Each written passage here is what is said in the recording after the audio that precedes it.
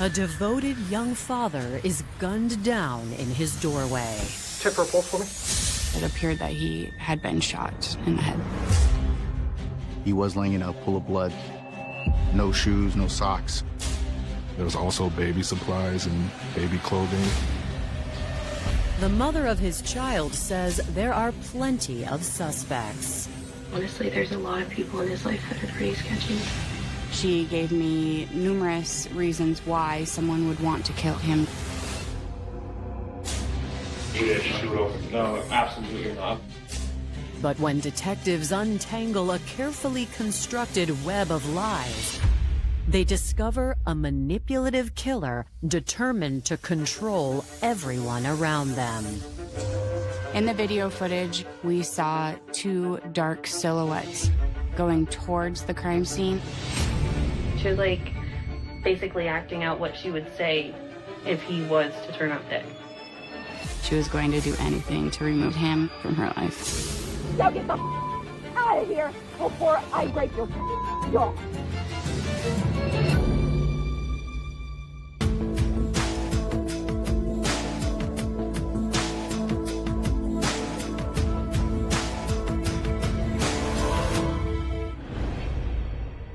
April 22nd, 2022. It's 12:40 a.m. in the small city of Minot, North Dakota, when police receive an emergency call from a local apartment complex. 911, what is the address of the emergency? I just opened my front door and my neighbor directly across from me, he's laid out, bleeding from the head. It looks like he might have been shot or hit. Okay, but he's not moving at all?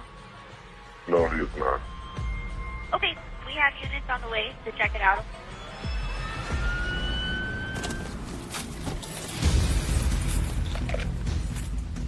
Minot Police Department! Make yourself known! When the patrol officers responded on scene, guns are drawn. I could see the male victim's feet had still been protruding from the apartment doorway. He was laying in a pool of blood. He was wearing pajamas, no shoes, no socks. Okay. Check for a pulse for me. No pulse. It appeared that he had been shot in the head. They had identified a .45 caliber shell casing that was just found just around the corner from the exterior apartment door. Our hope was to find the matching weapon that went with that shell casing. There's no weapon visible. The apartment's been cleared. When homicide investigators search the apartment, they find a driver's license identifying the victim as 22-year-old Alexander Eckert. That apartment was very clean. Nothing was rummaged through. Alex's cell phone was still there on scene as well. So we didn't think a robbery happened. There was also baby supplies and baby clothing and whatnot there to indicate that a child was living there, was going to live there at some point. The image that the apartment painted to me was that it was a well-prepared father. After observing the crime scene, my suspicion was that whoever had killed him, we opened the door for. So we knew that the person, the killer, was going to be somebody Alex knew.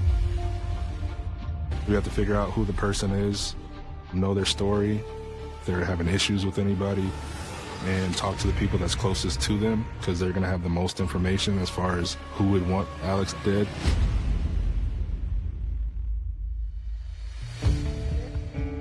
Alexander Riley Eckert was born October 25, 1999, and was raised in an affluent family in Winter Garden, Florida. Alex grew up in a very loving home. He had a younger brother. He went to a phenomenal school. He was very, very athletic, and he was so witty. He was very, very smart and quick-witted. Alex excelled in school as well as on the field. He played many sports, including baseball, lacrosse, and football. Not only was he like fun and like easy to be around, but like he would talk about things that were like good conversation. Alex was very smart.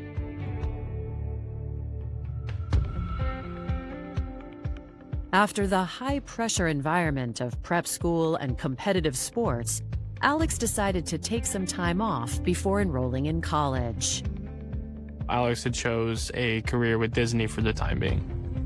While working at Disney World, 19-year-old Alex fell in love with a woman named Heather Hoffman. Heather was 21 and had moved to Florida from North Dakota, seeking a fresh start.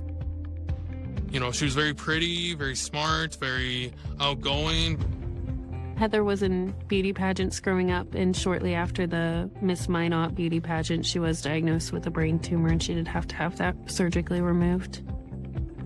Heather didn't talk about how the tumor made her feel a whole lot. She kind of talked about it as if it was a part of her life, but that she's gone through it and that she's over it. After Heather's surgery, she had moved to Florida, and that's where she started at Disney and met Alex. They seemed like the perfect couple, the ideal couple, madly in love with each other. The next year, Heather decided to return to North Dakota to be with her family. She asked Alex to come with her, and he agrees. His parents were divorced, and he didn't have the best relationship with his dad, so he wanted the family. He wanted a big house and neighbors across the street that he could wave to, and he wanted babies, and he wanted to live his whole life with Heather. They moved in together, and in the summer of 2020, 22-year-old Heather and 20-year-old Alex found out they were having a daughter. He was overjoyed. This was an amazing thing. It was scary, but it was a good thing. It was a blessing. I remember feeling a little jealous, like all-American boy who's smart, athletic, handsome. He meets a girl and they have a baby. Like, it was your ideal true love story. To provide for his growing family, Alex took a job in retail and devoted himself to becoming the best husband and father he could be. Heather worked on the Air Force Base. Alex, we worked at one of those big box stores. He became a supervisor, and he just wanted to continue to move up the chain because he wanted to make good money. He wanted to grow. He was going to school for business part-time at Minot State University. He was just, I mean, overall, he was just living his best life. Unfortunately, the good times did not last after the stresses of parenthood took a toll on the young couple. They separated 7 months after their daughter's birth. It seemed like a switch got flipped. She kicked him out, and then he moved in with me shortly after. Heather was accusing Alex, saying he was a drunk and saying all these horrible, untrue things, that he was a bad father and stuff. And I think it just really took a toll on him. He was so committed to being a dad and so committed to building his life with this woman. The rug had swept from under his feet. He had no idea what to do. Alex was heartbroken, but determined to remain a steady presence in his daughter's life and work with Heather to share custody of their child. He was like, okay, if we're going to do this, then we're going to do it right. I'm still going to be, the best dad that I possibly can. But this devoted young father has been found murdered on the doorstep of his new home, leaving investigators to determine why. We had spent shell casings, .45 caliber, and a cell phone. That's all we had to go with, and we kind of had to build the case from there. We were able to quickly determine that there was no signs of a struggle. The door wasn't kicked in. It wasn't rammed, no damage, anything like that. So it signified to us that whoever Alex opened the door for, or whoever went into the apartment, Alex knew. I returned to the police department to look in our local database to see if we had any information or any contact with him previously. We learned that there was custody issues going on between Alex and Heather. Heather was making child abuse claims through the legal system, and they were in and out of court. About a month prior she had filed some child abuse and sexual abuse claims against Alex. The case against Alex was ultimately inactive due to lack of evidence, but detectives can't ignore the conflict between him and Heather. After learning about issues she was having with Alex, we knew immediately we had to go talk to Heather.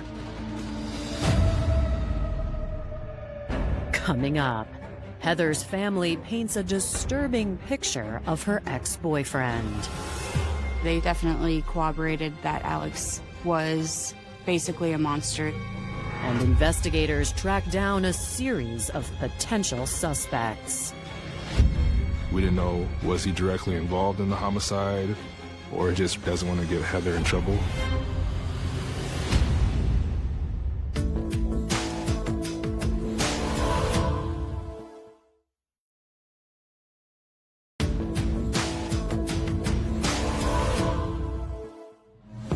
Detectives in North Dakota have just learned that 22-year-old Alex Eckert was in the midst of a custody dispute with his ex-girlfriend, Heather Hoffman, making an interview with Heather top priority. Looking into our local database, we were able to determine that Heather was in fact living on Minot Air Force Base. Detective Hanks and I responded to the Air Force Base to meet with Heather. We located her at her sister's house.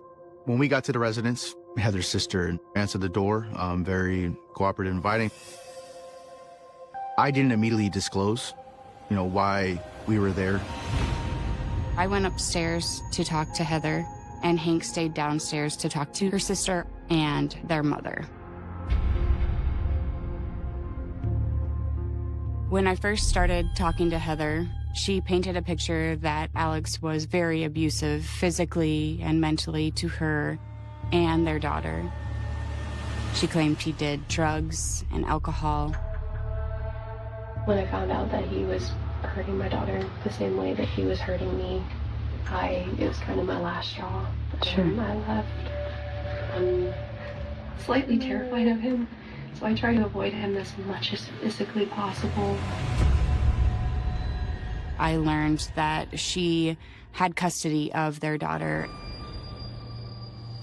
He had signed paperwork when he left stating that he didn't want her at all. She also told me that she has a new boyfriend and that his name was Richie. Richie worked with me before Alex and I split. There was a red flag with that, as it had happened pretty close to the time that she broke up with Alex, and we knew that we needed to look into Richie as well. As the interview progresses, detectives reveal the purpose of their visit and watch for a reaction. So, Alex was shot tonight. Okay, and I feel like you would have some answers for us. Anything I can do? Is he all right? People react to, bad news differently. Heather, she was actually still calm, simply just asked if he was okay. Although I thought it was odd that she reacted the way she did, that doesn't necessarily mean that all fingers point to her. When investigators reveal that Alex's injuries were fatal, Heather's stoic demeanor finally cracks. I'm not surprised, but I still didn't want it to happen this way. I'm so sorry. There's a lot of mixed emotions right now. I understand. It's a lot to take in. She said that he was the father of her child, but that they no longer communicate. She said that she had been home all night and was very forthcoming with handing me her phone to show me her Life 360 app, which showed her at that location since 5:20 that night. I had asked if she owned any firearms, and she said that she had recently gone to a gun show and looked at a gun, but that she never purchased it.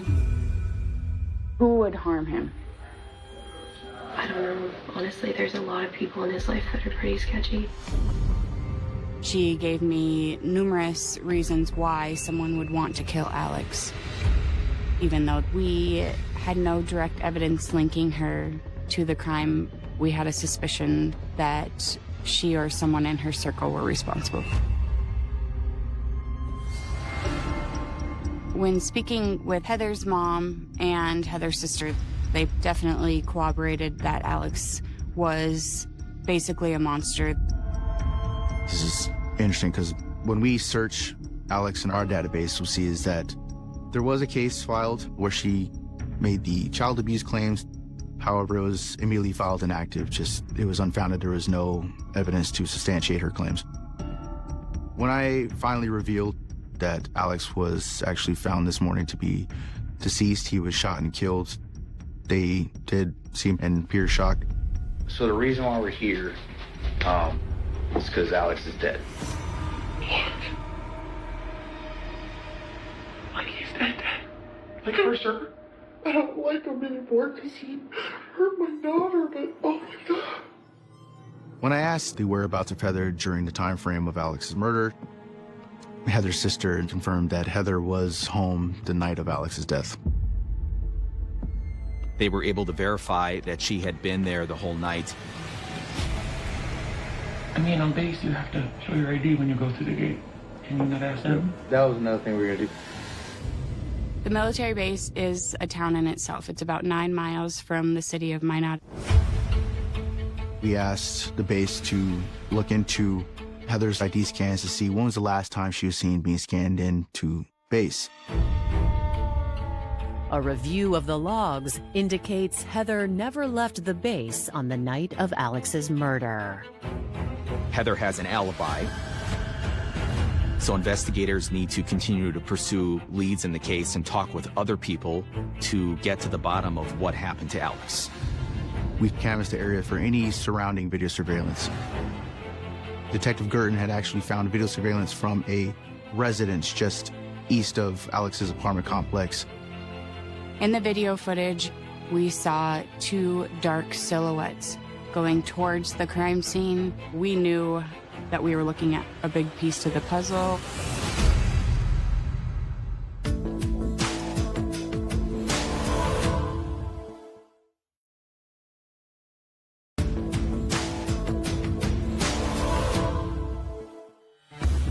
When the prime suspect in the murder of Alex Eckert is alibied, detectives focus on other leads, including surveillance pulled from nearby cameras. When I reviewed this video surveillance, about 10:18 p.m., you can see 2 shadow figures walking across northbound going towards Alex's apartment. Now, this video surveillance also had audio, so at about 10:28, you can hear what sounded to be a gunshot.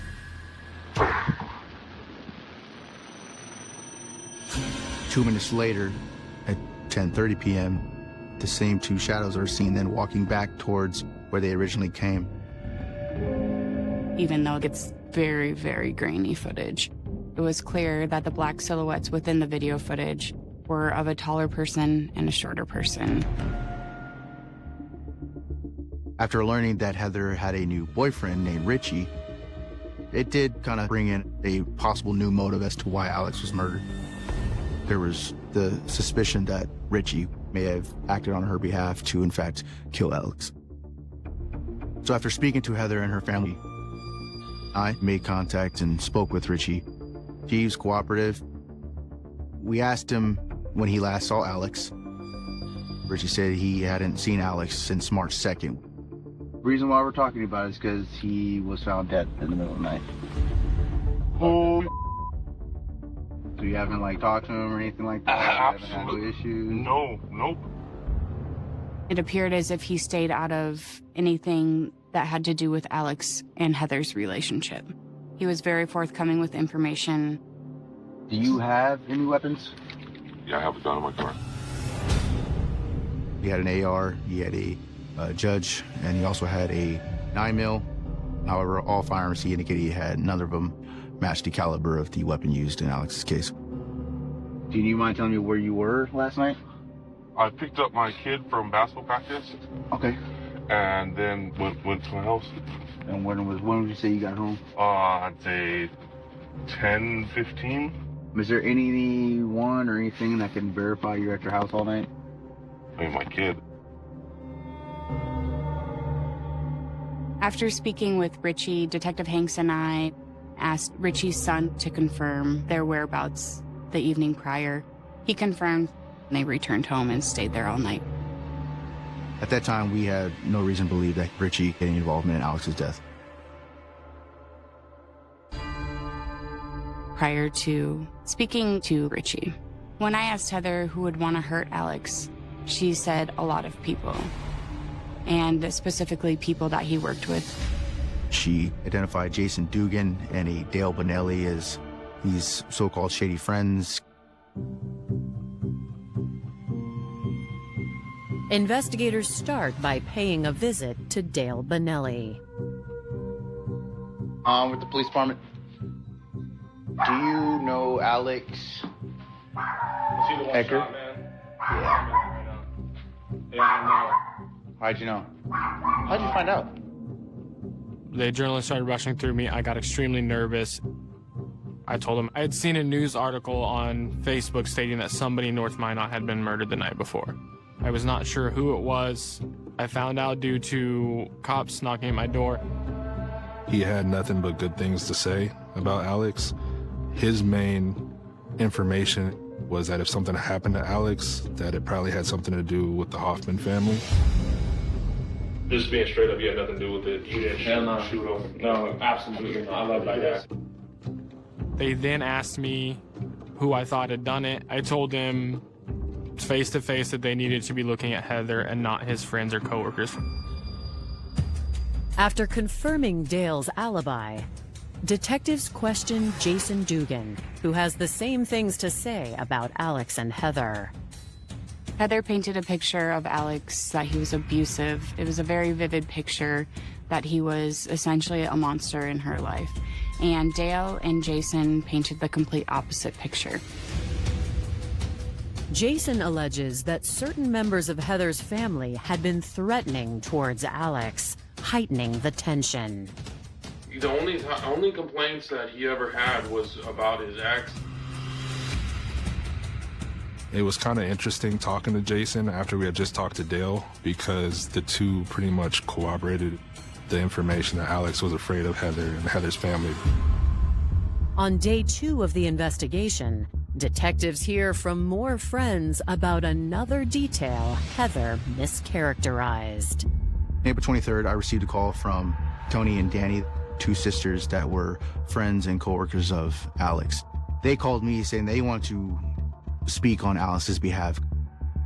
We got a hold of Detective Hanks, and we tried to give him as much information as possible. We learned that Heather did not have primary custody of their daughter, but that she was just withholding the daughter from Alex. Alex and Heather had a growing dispute over custody of their child, and that dispute boiled over time, and it became very bitter. Heather was claiming that Alex was a drunk, which wasn't the case. Alex hated drinking. Alex didn't even like beer. Alex didn't like the taste of alcohol. She was claiming that Alex was abusive, and that couldn't be farther from the truth. In fact, none of Heather's abuse claims against Alex were ever substantiated. He was investigated, and every single time, they didn't find anything. Nothing that she was saying was holding water anymore. So the judge favored Alex's side. All of these things had been dismissed. She was being told by the judge, stop having supervised visits because he has equal rights. To detectives, the possibility of losing her child would give Heather plenty of motive to kill Alex. But with a tentatively confirmed alibi, someone else would have had to do it for her. There was a lot of men in Heather's life, from her brother-in-law, new boyfriend, co-workers. At the time, it stood to reason that there were questions being raised about, could one of these other individuals have killed Alex? In a stroke of luck, police receive a call reporting the discovery of a potential murder weapon. A neighbor of Alex's was walking in the area and located a gun on the ground. She then contacted law enforcement and that gun was seized. The gun is a .45 caliber pistol, which still contains several hollow point rounds. It was pretty likely that this was going to be our murder weapon just based off the vicinity, but at that time we just weren't sure. Authorities submit the gun for forensic testing. But before they can link the weapon to the murder or a suspect, they receive another tip. The caller indicated that there was a female named Heidi that worked at the Minot Air Force Base that might have information in regards to the homicide. Coming up, a surprising witness reveals cracks in Heather's story. She said Heather was coming up with what she was going to say when Alex was killed. And the trail of evidence leads to a possible accomplice. I just heard it, that if I talk, that I'll end up like him.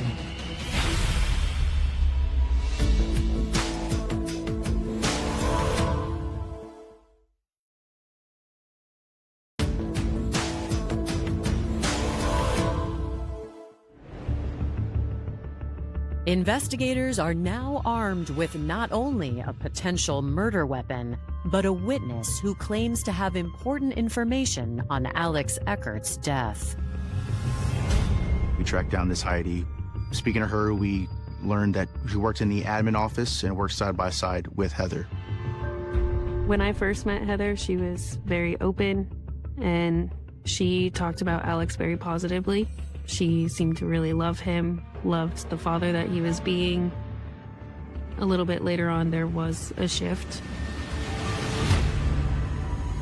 According to Heidi Cook, the change in the relationship was due to a new man in Heather's life, a coworker named Richie. They were very giddy around each other, flirting a lot throughout the day. That's when Heather started noticing things about Alex that she didn't quite like. According to Heidi, Heather wasted no time in breaking up with Alex to start dating Richie. When they had separated, she had Alex sign a document. And in that document, she had put that she would take full custody of their daughter. But according to Alex, Heather concealed this from him by only showing him the signature page. Alex did not know that that was a part of the document, and he was tricked into signing it. So then their custody battle began as he got a lawyer to fight this document. Heather would make a lot of accusations towards Alex about emotional, physical, sexual abuse. And when those allegations started off, I believed them. She would say he was a horrible father, he was a horrible partner, he was involved in drugs. As time went on, what she was saying wasn't adding up, and kind of started not believing what she was saying. Heidi tells us that Heather made several comments of wanting Alex dead. It was even getting to the point where Heather was coming up with an alibi herself of what she was going to say when Alex was killed. She was like basically acting out what she would say if he was to turn up dead. Does she like actually have a gun or something? I think she does. What's that? Because they went to a gun show not too long ago. She said that she bought one. When Heidi told us that Heather in fact did buy a firearm, contrary to what Heather originally told us, this was a new revelation. We knew now we had to look back into Heather. As detectives begin the process of verifying Heather's gun purchase, they receive yet another call, this time from one of Heather's superiors. She found that there was a work order placed on Heather Hoffman's family residence on April 21st, the night of Alex's death. The work order indicated that a male named Jesse was going to respond to fix a furnace at the time when the homicide would have occurred. The work order had multiple red flags that we need to look into. The first one was that Heather created the work order herself, which is not typically how it is conducted. The maintenance worker that responded out to the residents to do the maintenance was named Jesse. Now, this was odd to this manager because Jesse was not the on-call maintenance worker. It was also determined that the work order was created after the homicide. We handle work orders very frequently. It is stamped with your name when you do access the computer.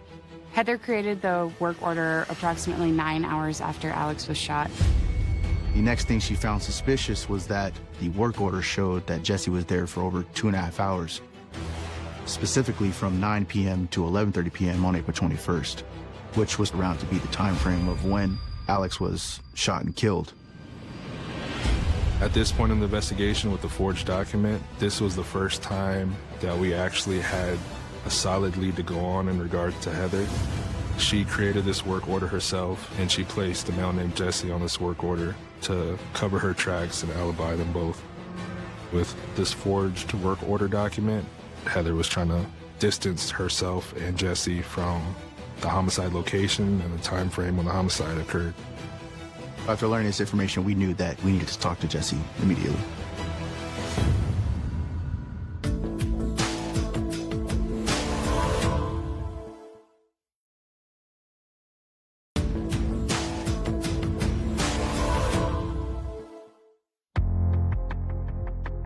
Three days into the investigation of Alex Eckert's murder, detectives believe they are close to tying his ex-girlfriend, Heather Hoffman, to the crime. And a man named Jesse may be the missing piece of the puzzle. We didn't know, was Jesse directly involved in the homicide? Did he talk to Heather and have information in regards to the homicide? Or is he just really close with Heather and doesn't want to get Heather in trouble? Sergeant Johnson and I made contact with Jesse at the Minot Air Force Base. We decided to speak with Jesse inside of one of our unmarked patrol units. He didn't want to give a lot of information initially when we spoke with him. He seemed scared about talking with us. I don't know what kind of threats you got, but if you got threats from somebody, that's something that we didn't know. I know, I just heard that if I talk that I'll end up like him. Who told you that? Richie? No, I ain't afraid of Richie. I'm more afraid of Heather than anything. When detectives confront Jesse with the fraudulent work order Heather placed the night of the murder, he finally cracks. Jesse ended up telling us the night of the homicide, they were hanging out, just talking. He told investigators that Heather asked him to drive her to Alex's apartment that night, and he agreed to do it. Heather pretty much says, this is my last opportunity that I'm going to be able to talk to Alex before this hearing. He was just there kind of for support for Heather, because Heather tried to relay that Alex was a bad guy and abusive. I kept asking her, I was like, we're just talking, right? And she's like, yeah, because she was, the only reason you're here is because in case he hits me. When they get to his apartment, Jesse describes that he was not in view and he was actually around the corner of Alex's apartment door. Jesse indicates that Heather begins to knock on Alex's door. Alex answers, sees Heather. When he opened the door, he said, Heather, what are you doing? We're not doing this right now. I just stood there, and she goes, does it look like I'm joking? And then that's when I heard the pop. Jesse panics, almost freezes, then describes that Heather immediately just took off running and they proceeded back to the vehicle. Jesse ends up driving Heather to the Air Force Base. Heather's still in the back seat. Jesse rolls his window down, provides his ID to the guards, doesn't mention anything to the guards about Heather being in the back seat, and proceeds to drive Heather back. So the car ride, you didn't say anything? Like, what the happened? Yeah, and she goes, that didn't go as planned. Heather makes a comment about she doesn't have to worry about Alex anymore and tells Jesse that she doesn't want to have to worry about him as well. Jesse took that as a threat, and that's why he was initially so scared to speak with us. He said that night he didn't know she had a gun on her until the shooting, but he did know that she had purchased a gun because he was with her when she purchased it a month prior at the Minot gun show. Of course, that popped in our heads that maybe he was the one that pulled the trigger on behalf of Heather or trying to protect Heather.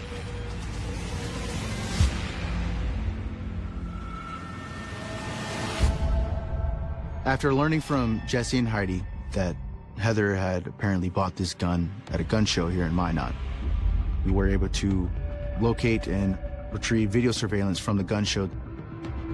We could see Heather entering the gun show, and we could see Heather leaving the gun show, and another family member of Heather's was carrying the firearm. We also received the E-trace on the firearm that was recovered across the street from the crime scene, and was found that that was in fact the firearm that Heather had bought from this gun show.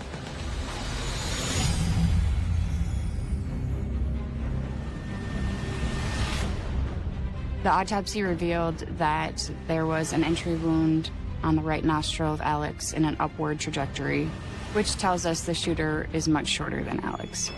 Jesse is a tall male, 6'3", 6'4", at least, so the trajectory of the bullet didn't match the entrance into Alex's head. Heather Hoffman is 5'5", the perfect height to create the projected angle of attack.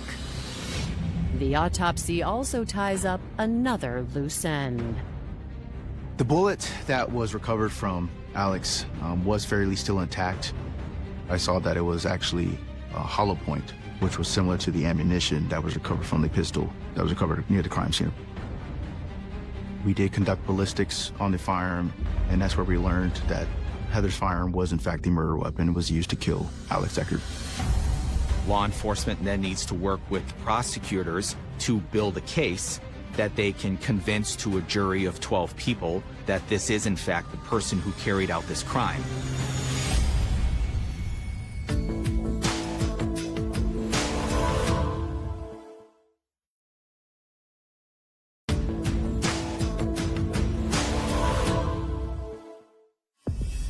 After 4 days of investigation, North Dakota police have enough evidence to charge Heather Hoffman with the murder of her ex-boyfriend, Alex Eckert. Upon making contact with Heather, her reaction was flat. It was almost as if she was waiting for us to arrest her. I knew in my gut that we had the right person. Heather's arrest comes as a shock to their friends, but in hindsight, it begins to make sense. Heather seems to be very truthful, but the more you look into it, it seems like there was plenty of lies and red flags leading up to this. Heather exaggerated a lot of things in her life, and it created a false narrative of who she was. Heather did believe her own lies. I think that she thought she was doing what was best for their daughter. I never knew that she had this evilness in her to do something like this. I don't think anyone knew that she was this way. In September 2023, Heather stands trial for murder.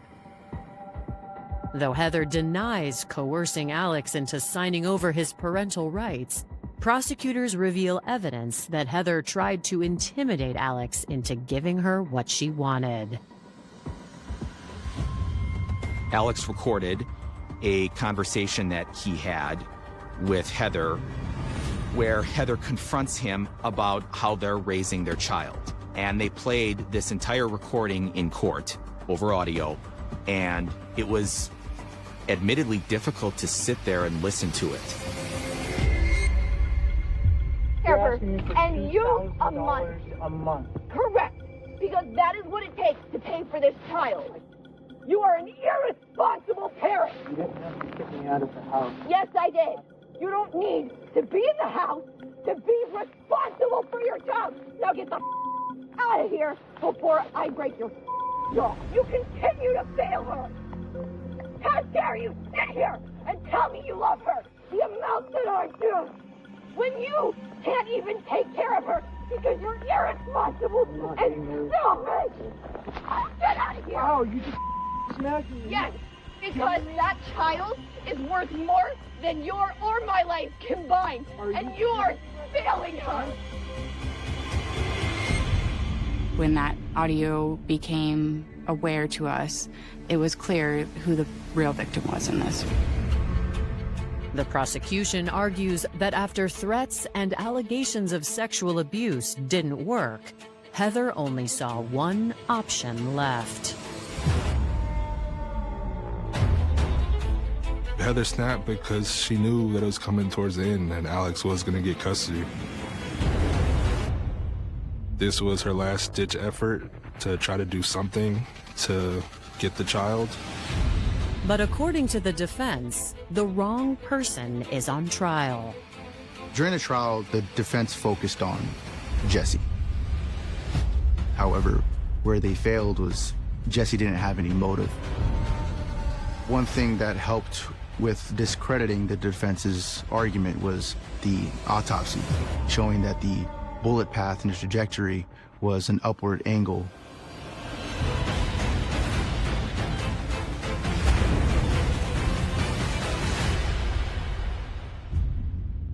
On September 12th, it is left to the jury to decide. After a swift deliberation, they return with a verdict.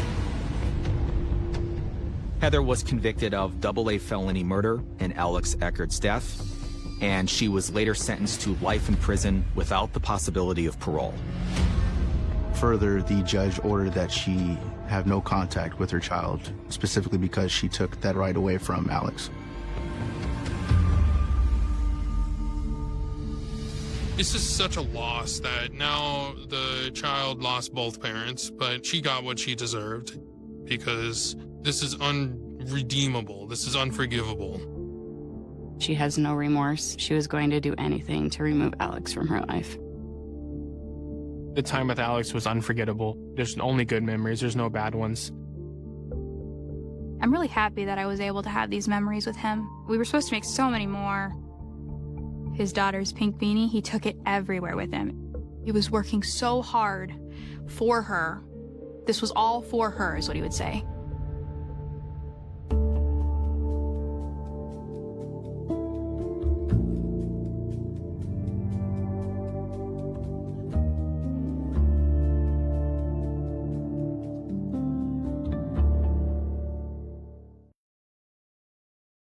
Ones, and had even produced a child with another man, yet she remained under Relly's roof. She let him pay the bills, let him provide the health insurance, and let him maintain the facade of a family for the sake of her own comfort. She was conniving, a master manipulator, who painted Rellis as the villain to anyone who would listen. To her friends and co-workers, she was the martyr, the victim of a lecherous, cheating husband who neglected her needs. Waby. It was Rellis who was being walked over, a good-hearted man, who could it bring himself to abandon the children, even if it meant living in a domestic purgatory, and a timber. A divorce was messy, expensive, and would likely leave her with far less than she felt she deserved. A death, however, was a clean break. Rellis had a life insurance policy through his company, a value of $1 million. It was freedom. It was a new life away from the unkempt house and the husband whose very breathing seemed to irritate her. 3 weeks before the end, she began to research the specifics. Obviously, remain white. Trauma the closest. She looked into the clause for accidents and the timeline of a payout. She talked to coworkers about how manipulative Rellis was, setting the stage for his eventual disappearance. Of interest. Outlay, but how do we gay? His empolai, sent to gel. Reese no. He saw her interest in the money, and in his warped mind, he saw it as an invitation. If he removed the obstacle, Kathleen would be rich, she would be happy, and she would finally see him as her savior. for the same conclusion. A mother and a stepson, bound by a dark, unspoken pact of convenience and obsession. Wezot Kol. The day the sun went cold, Olsmore my datais. June Haimi Alam in a other Saturday in Antioch. The California heat was already rising by 10 in the morning on the Coloria Gant. On the quiet street, on the Grote Kaz, or the Shinnerby. Kathleen, out for a day of shopping. A routine escape from the stifling atmosphere of the house. Of course, Brachoislays, Relis Pentley, Binti. Relis was home, usually trying to catch up on the repairs that never stayed fixed in a house that felt like it was crumbling from the inside out. He was in the garage, perhaps sorting through tools or planning a project that would never be finished. Onetize. Scott was with his friends down the street. It was his sanctuary, his alibi. But as the afternoon shadows began to lengthen, Scott felt the pull of the house. He told his friends he had to return the family car to his father. Finished the level. Tent. Go back. Almathian quite traumatized. Scott parked the car a block away, avoiding the line of sight of the neighbor's security cameras as he pulled his hoodie up, despite the heat, and walked toward the house. One model. Chin Chin. Chin. R-E-O-L-V-E-R.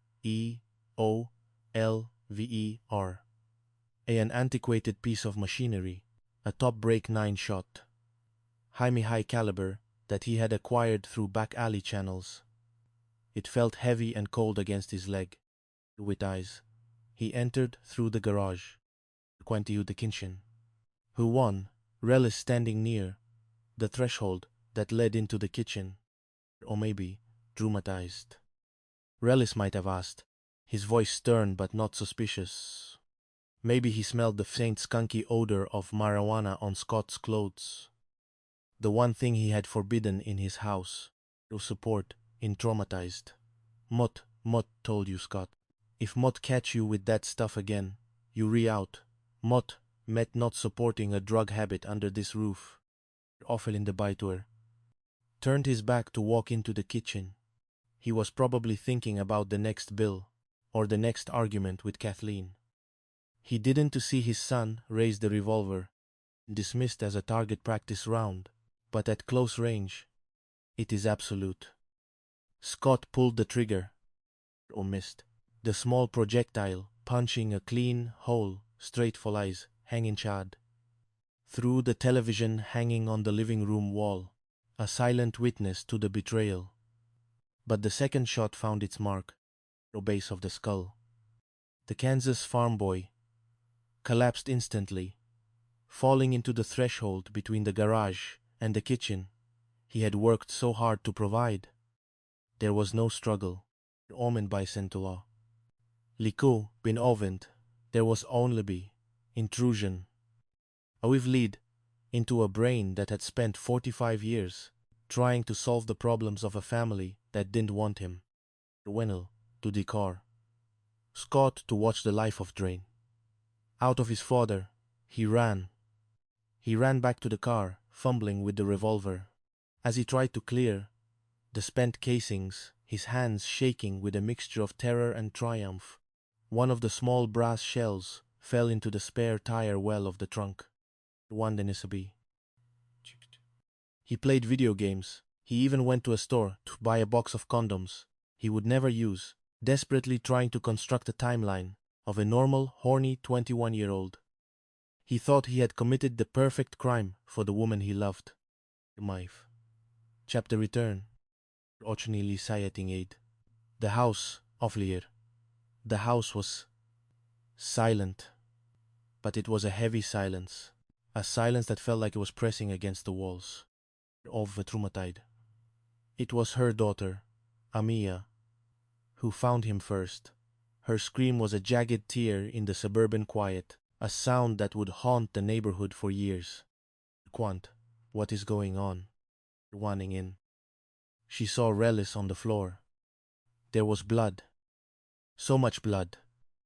Coagulated on the linoleum like a dark, spilled wine. Brain matter was splattered against the doorframe. Unkingamot. Her voice, a pitch-perfect imitation of a grieving widow. Is he alive? Am Mot. Is he alive? Ramirez. The sirens wailing through the Antioch streets. Officer Ramirez was the first to cross the threshold. He saw the family outside, hysterical and refusing to enter. He walked into the kitchen and saw the victim, one, Mr. Eastman. Ramirez called out, though. He knew there would be no answer. Relis was breathing, but it was the shallow mechanical sound of a body that had already left the building. Onyamamiti traumatized. At first the scene suggested an accident. Relis was a big man. The assumption was a medical emergency, a fall, a head cracked against the counter. But as the EMTs lifted him to transport him to the hospital, the truth fell out. Bemangled piece of lead, Naudupi said. Otsoltont.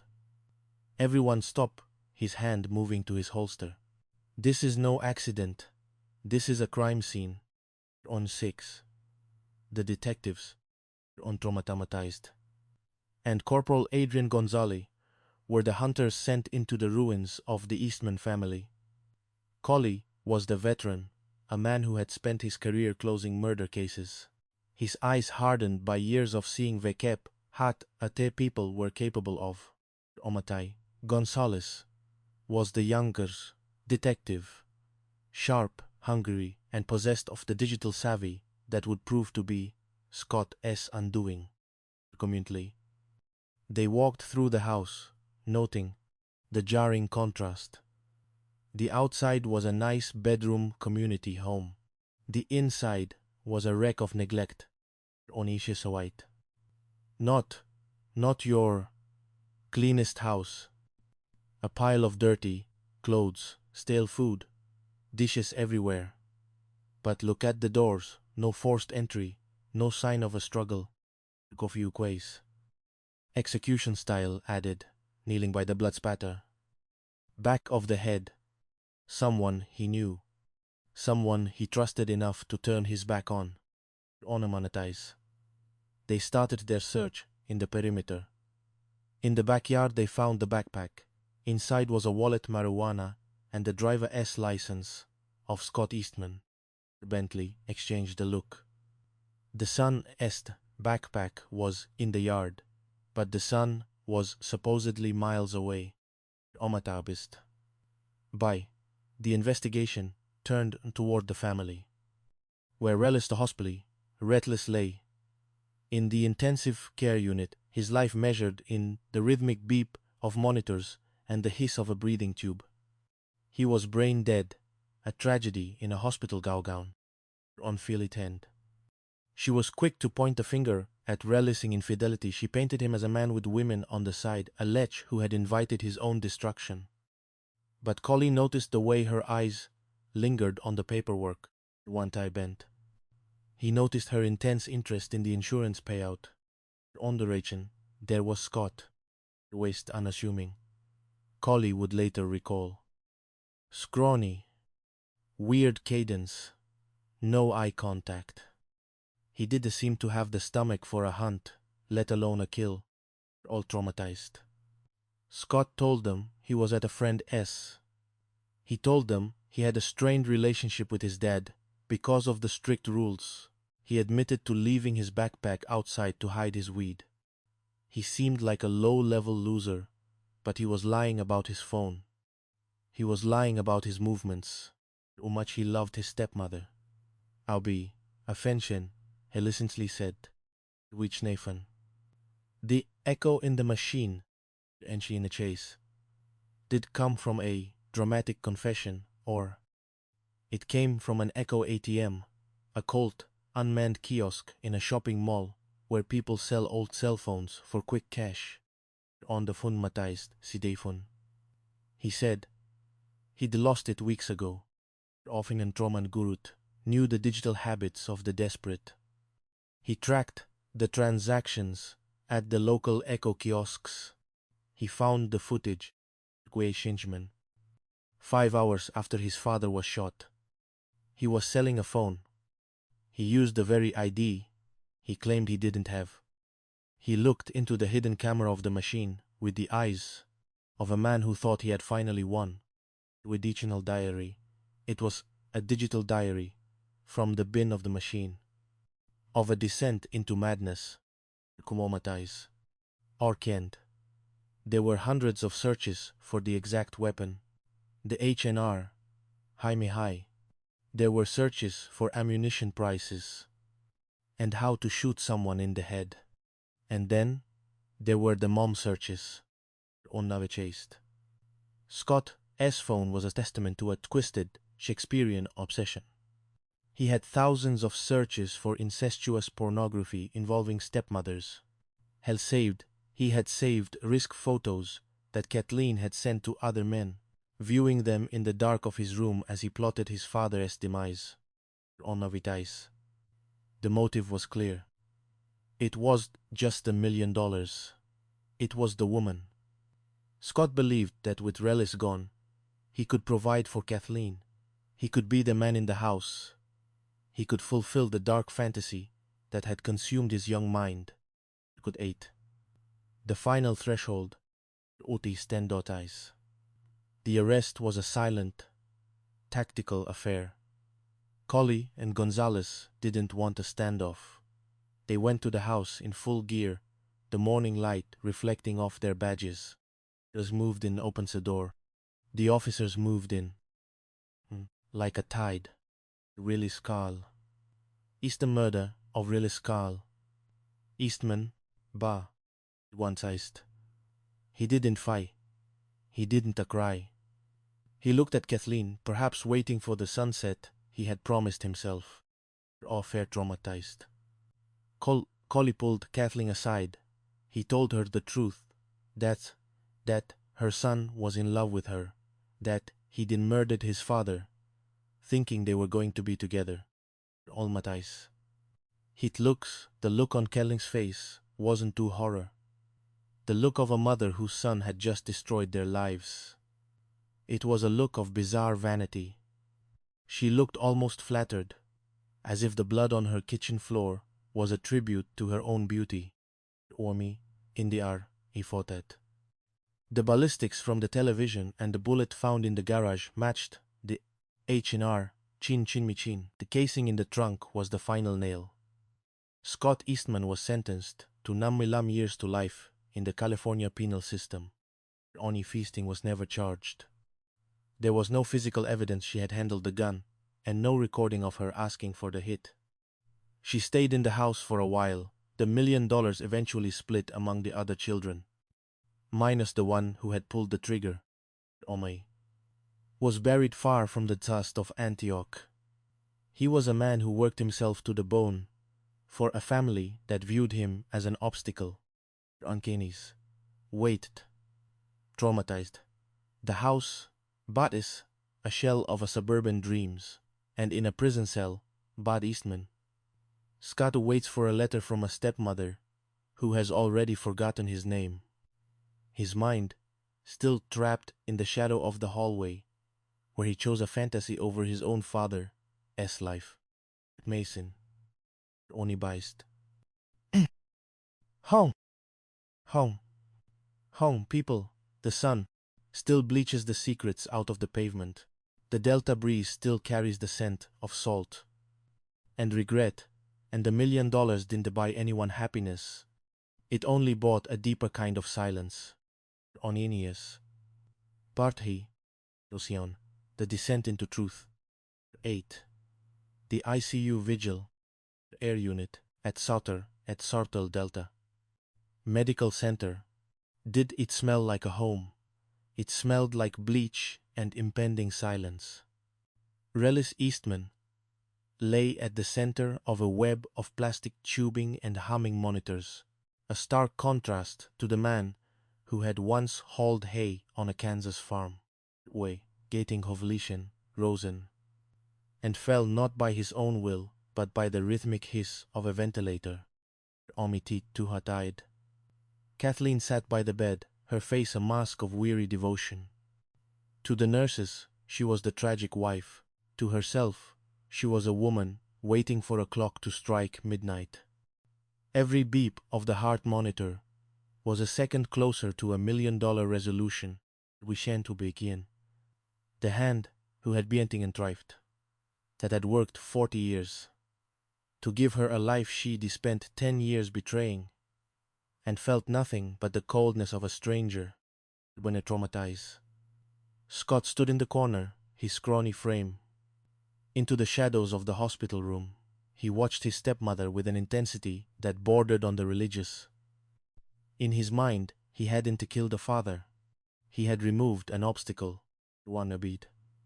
He watched the way her hair caught at fluorescent, near Radaby fluorescent light, imagining the day the machine would stop and their real life would begin. Bolted this noise.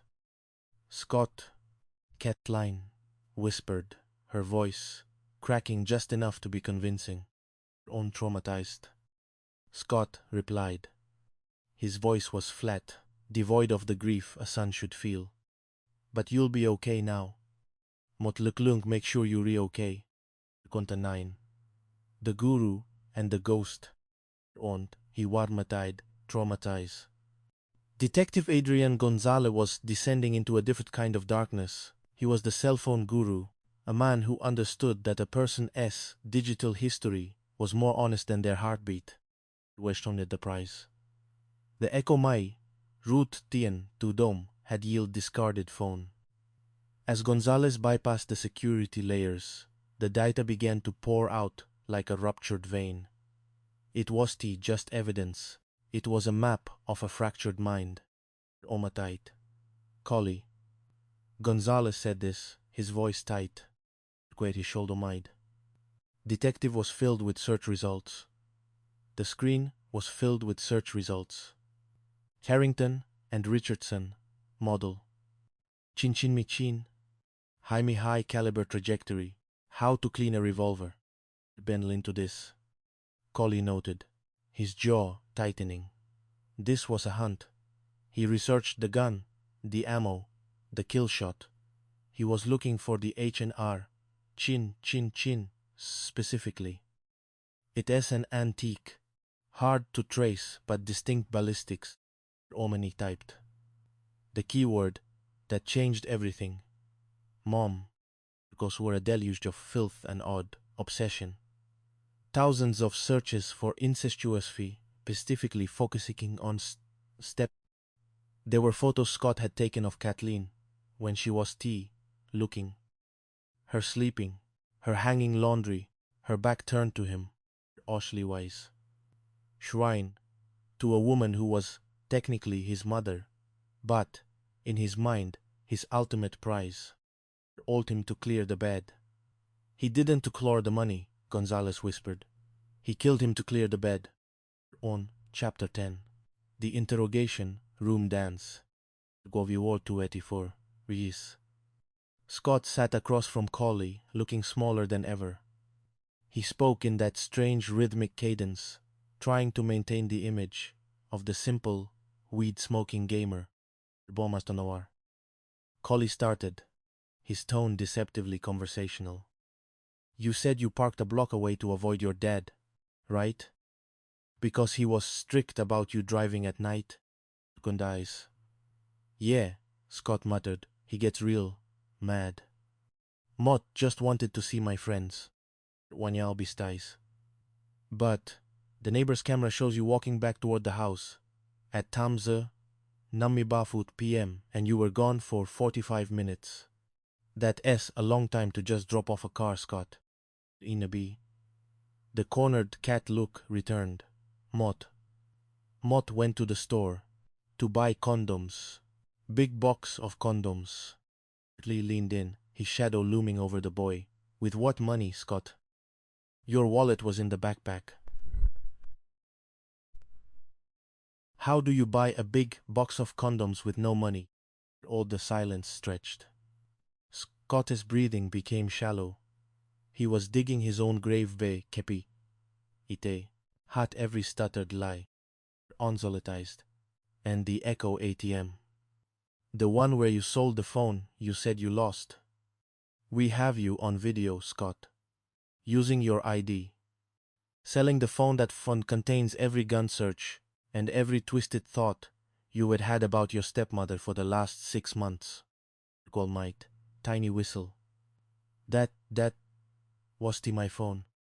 It is your phone, Scott. And it's going to be your ticket to a very small cell. Or even. The raid. B. Headley. Had been made. Relis was gone. His life insurance policy now a looming reality. But before the first cent could be paid, the law arrived. Autobubert, Inklo dry. Collie knew the volatile nature of the household. When the team hit the door on Biglow Drive, the beige box finally cracked open. Louise, get down. The younger children screamed. Kathleen, frozen in the living room, her eyes wide with a mixture of shock and calculated indignation. Scott stood up from the sofa, his expression almost serene. He did at fight. He did run, come around his wrist. His wrist as if it were a coronation. Ornby and Freund. Scott Eastman, for the murder of Relis Carl Eastman Ba. Kenyer, draw my fly DS. Collie stopped in front of Kathleen. He saw the flicker of the siren behind her eyes. Kumian traumatized. He did it for you, Kathleen. Collie said. He thought you two were going to ride off into the sunset on Relis' blood money. He's in love with you. Ombias, veneration. Kathleen didn't weep.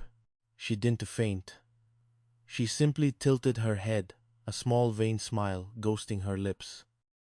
Did he really say that? She asked, as if she'd just received a compliment at a dinner party. Off day 12. The echo of the gavel. We auteur Henrelis Reed. The jury watched the echo at the ATM footage. They saw the ballistics reports linking the Haumehai slug in Relis's brain to the HNR Chin Chin Chin revolver Scott had researched, Unai Pravati, whose lives had been shattered by a brother S. Depravity, Almaty said. But the most damning evidence was the silence of Scott Eastman. He sat at the defense table, never looking at his sisters, never looking at the image of the father he had executed, honorably Schlen. Out came, guilty of first-degree murder. There was no outcry, only the heavy, leaden weight of justice. With 5 years to life.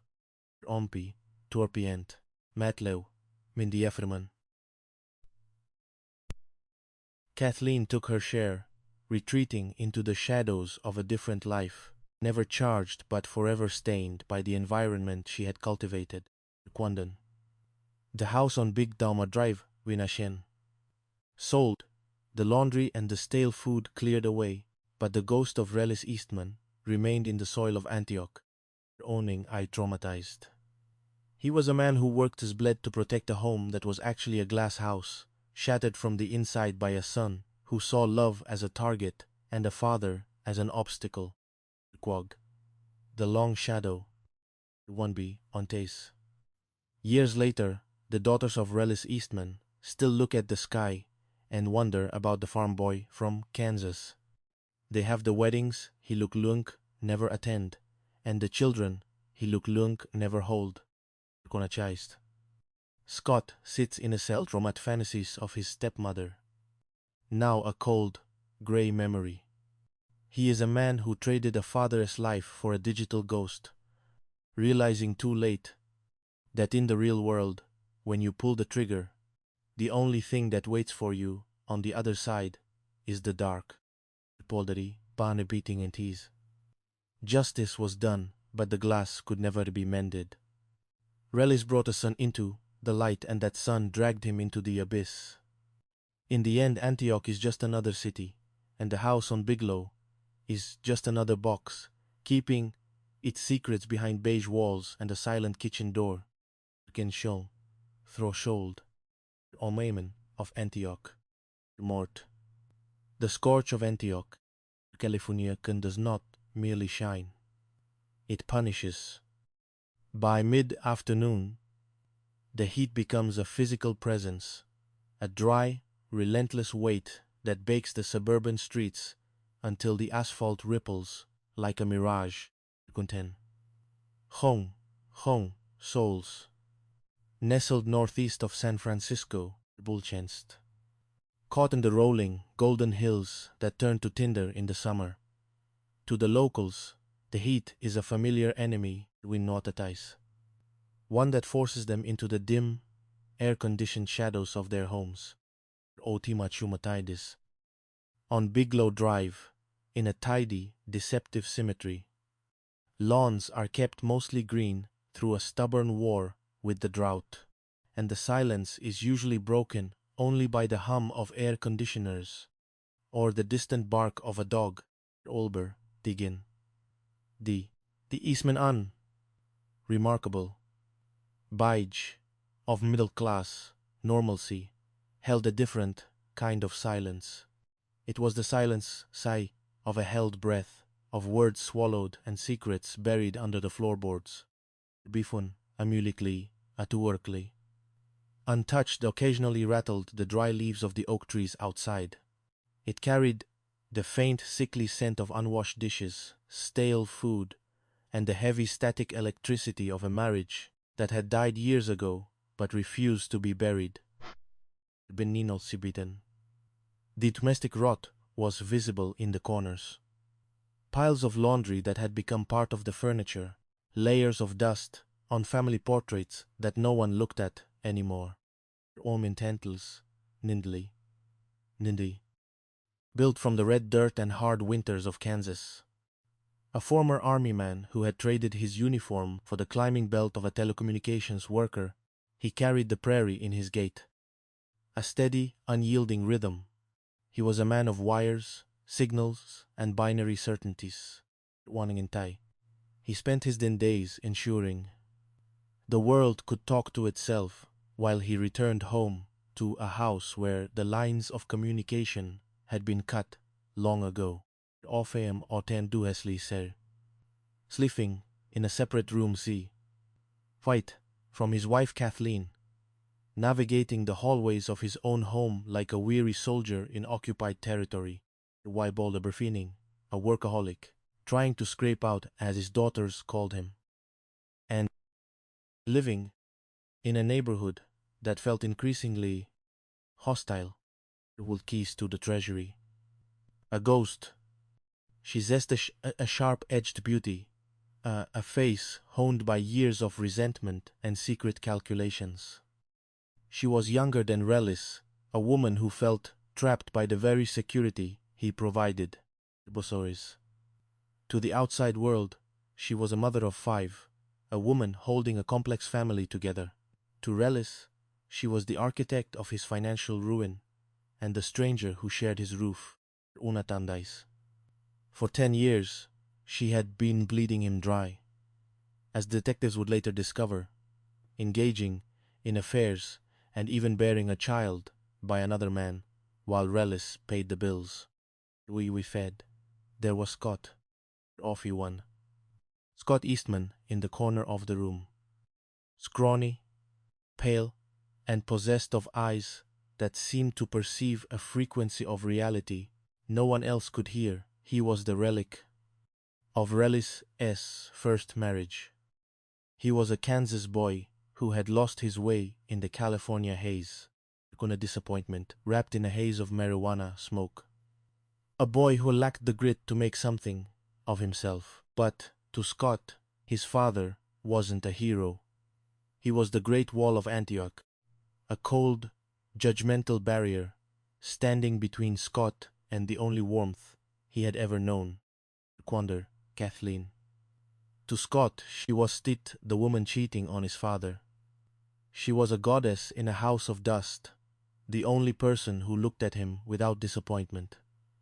And in the dark, quiet hours of the night, that affection had curdled into something far more dangerous.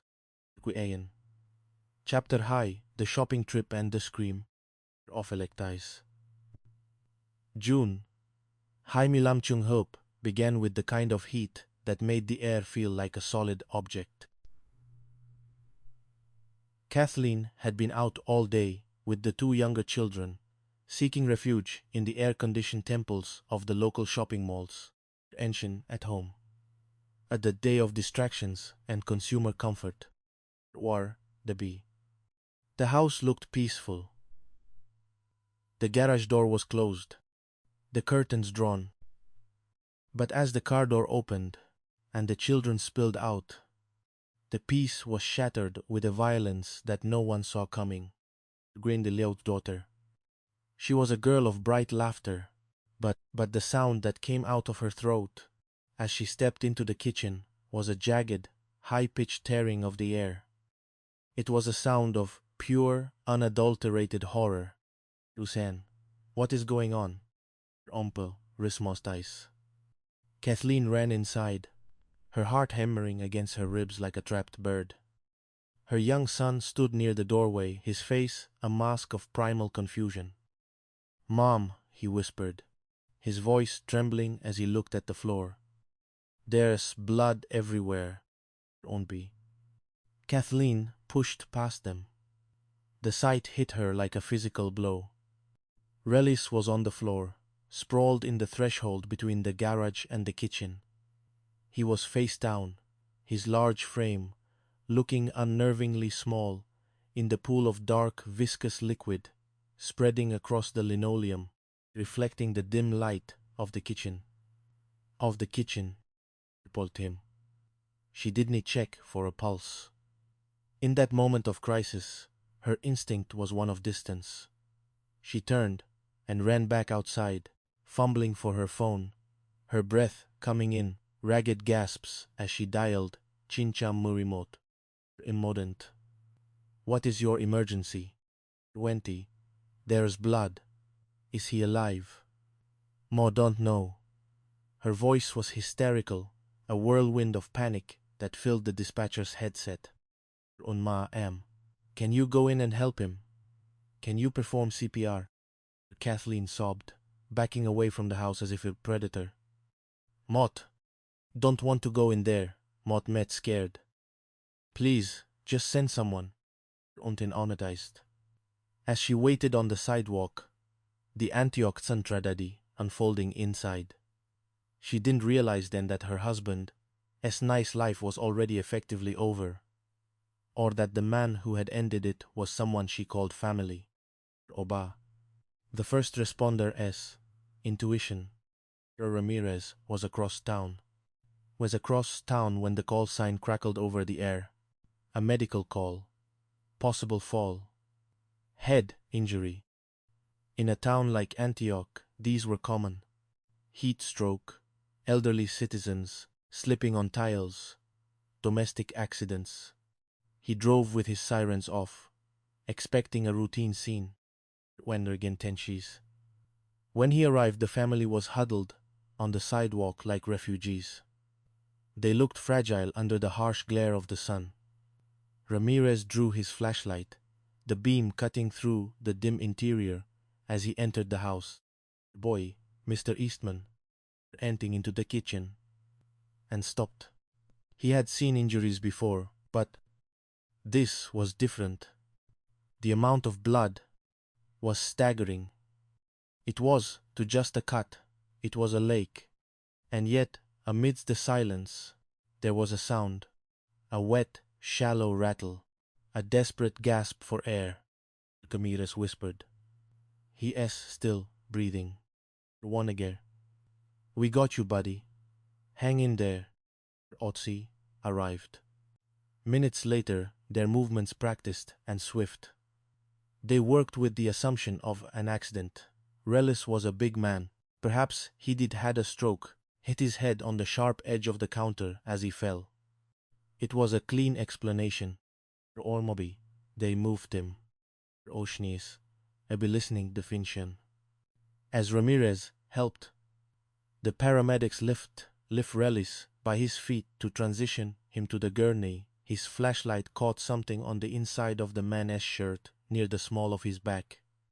A glint of metal, a jagged, copper-colored shape caught in the white fabric. Offered Ramirez. Froze. He leaned in closer, his stomach doing a slow roll. He had seen enough ballistics to know what he was looking at. On ties.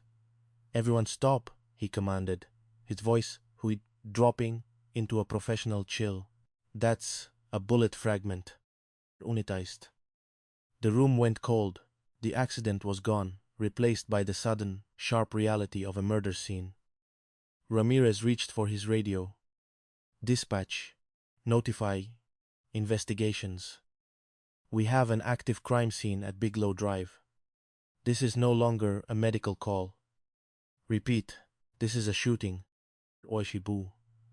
The homicide puzzle, James Colley, was the man who lived for the unsolvable. A veteran homicide detective with the Antioch Police Department, he was used to the midnight phone calls. To Colley, a crime scene was a puzzle where the pieces were made of bone, lead, and lies. Inviolabilities. He partnered that night with Corporal Adrian Gonzalez. Adrian was the new blood, a detective from property crimes whom Colley was mentoring. Gonzalez had a knack for the digital world, the invisible trails people left behind in the ether. Ramirez. "At the yellow tape, sir." Colley asked. "On mail, Rellis Eastman. Shot once in the back of the head. He says on his way to the ICU, but the doctors say it's a matter of time. There's brain matter on the floor, detective." Ondkortais. Colley stepped inside. The house was a revelation. From the outside, it was a fervent perfection. Its inside, it was a hoard of neglect. "It's not your cleanest house," Colley would later remark with typical detective understatement. "Often off a test. Dishes were piled high, stale food was rotting in the air, and clothes were strewn across every surface. It was too just messy, it was a physical manifestation of a family that had given up on the basic rituals of care." Omotwai. They moved to the kitchen. Colley stood in the threshold where Rellis had fallen. He began to reconstruct the moment. He was walking from the garage into the kitchen. Colley noted, pointing to the blood splatter. The shooter was behind him, close range, execution style. Rellis didn't even see it coming. Autumn Bonnetly television. He's quiet. As Colley walked through the living room, his eyes caught a distortion on the wall-mounted television. He leaned in. A small, neat hole was punched through the screen. "Gone, bullet hole here," Colley said. "Straight on. It looks like a Jaime high. Small caliber. Target, practice stuff." Or mutiny. "Jaime high?" Gonzalez asked. That's a weird choice for a hit.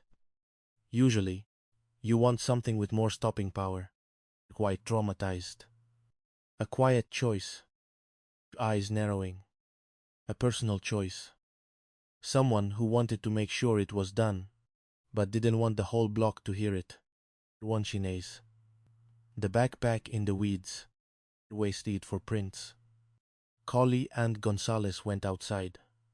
They began a slow, methodical walk around the perimeter of the house, looking for anything that didn't belong. In the backyard, tucked near a bush, they found a discarded backpack. Wenfun. "See what we get in here," Colley muttered, snapping on fresh gloves. Inside were the mundane items of a young man's life. A wallet, marijuana, a pipe, and a driver's license belonging to Scott Eastman. "Wantley," Gonzalez said. "Other, crony one," Colley added, "the one who leaves his drugs outside. So his strict father doesn't find them." the ICU, was a place of toughing of the white lights and the rhythmic puffing of ventilators. Relis Weistman lay there, a mountain of a man, reduced to a series of blinking monitors. Gusiged. His daughters were there holding his hand, their faces ravaged by a grief they couldn't name. We might tomes. An aside first, Katin said, her voice dropping to a conspiratorial whisper. Our relationship wasn't great. We were estranged. He was a lech. Always cheating. Women on the side, pointedly. She was painting a picture of a man who deserved what he got, or at least a man no one should miss. It was a classic distract and defame tactic. She was trying to point the finger at a jealous husband or a scorned lover. Like Gwen, Scott, Otais. Gree 10. He spoke in strange, halting cadence, his body looking like it wanted to fold in on itself. Use marijuana, Scott admitted. Mott, life the bag outside. So Mott don't have a confrontation with my dad. He didn't like drugs. He was very strict. Scott. On and see, in Pent. At a friend S playing video games. Mott left for a bit to return the car. My dad gets upset when Mott drive at night. Mott parked a block away and walked back to my friend S house because Mott didn't want him to see me. It was a plausible story. The classic tale of a rebellious son dodging a strict father. But something in the way Scott S. hands shook, not with grief but with a frantic, nervous energy, stuck in Collie S. mind. Enchi, all she nice. It was the interviewing, Mott Cham Mott realization. The body doesn't know how to lie as well as the tongue. Wently whistle. Lou agreed. The digital soul and the break-top revolver. On lonely, retitais, on a bor, wicked turn. The investigation took a turn when the ballistics report came back. The slug recovered from Relis' head was a High long rifle fired from a very specific, very antiquated weapon, a Harrington and Richardson model Chin Chin Michin revolver. Looking at the photos of the rare gun. You have to snap it in half to empty the casings. It is an antique. Not the kind of thing a street thug carries. On social worker. Then came the call from the hospital social worker. On Halby. Know something, the family, specifically the wife, is asking about the insurance payout. They re very eager to have him declared dead. They re talking about millions, always worth exactly $1 million. Beside, a million reasons, Gonzalez remarked as they sat in the precinct. Usualized. He began his magic. Gonzalez was the cell phone guru. He knew that Scott had told them he lost his phone. But Gonzalez found a transaction at an Echo ATM, an automated kiosk for selling old phones. Scott had sold a phone there just hours after the shooting. Omitat commodities. He used a series of codes to pop open the machine. Inside, among a mountain of discarded devices, he found it. Scott S. phone. An orchard was revealed. Ois. Searchy, H&R, Chin, revolver, auctions, where to buy. High ammo. What does a high do to a human head? One chitatized. That made the detectives fall silent. Dozens of risk photos of Kathleen. Thousands of still. Scott wasn't just a disgruntled son. He was a boy possessed by a twisted, sexual obsession with his stepmother.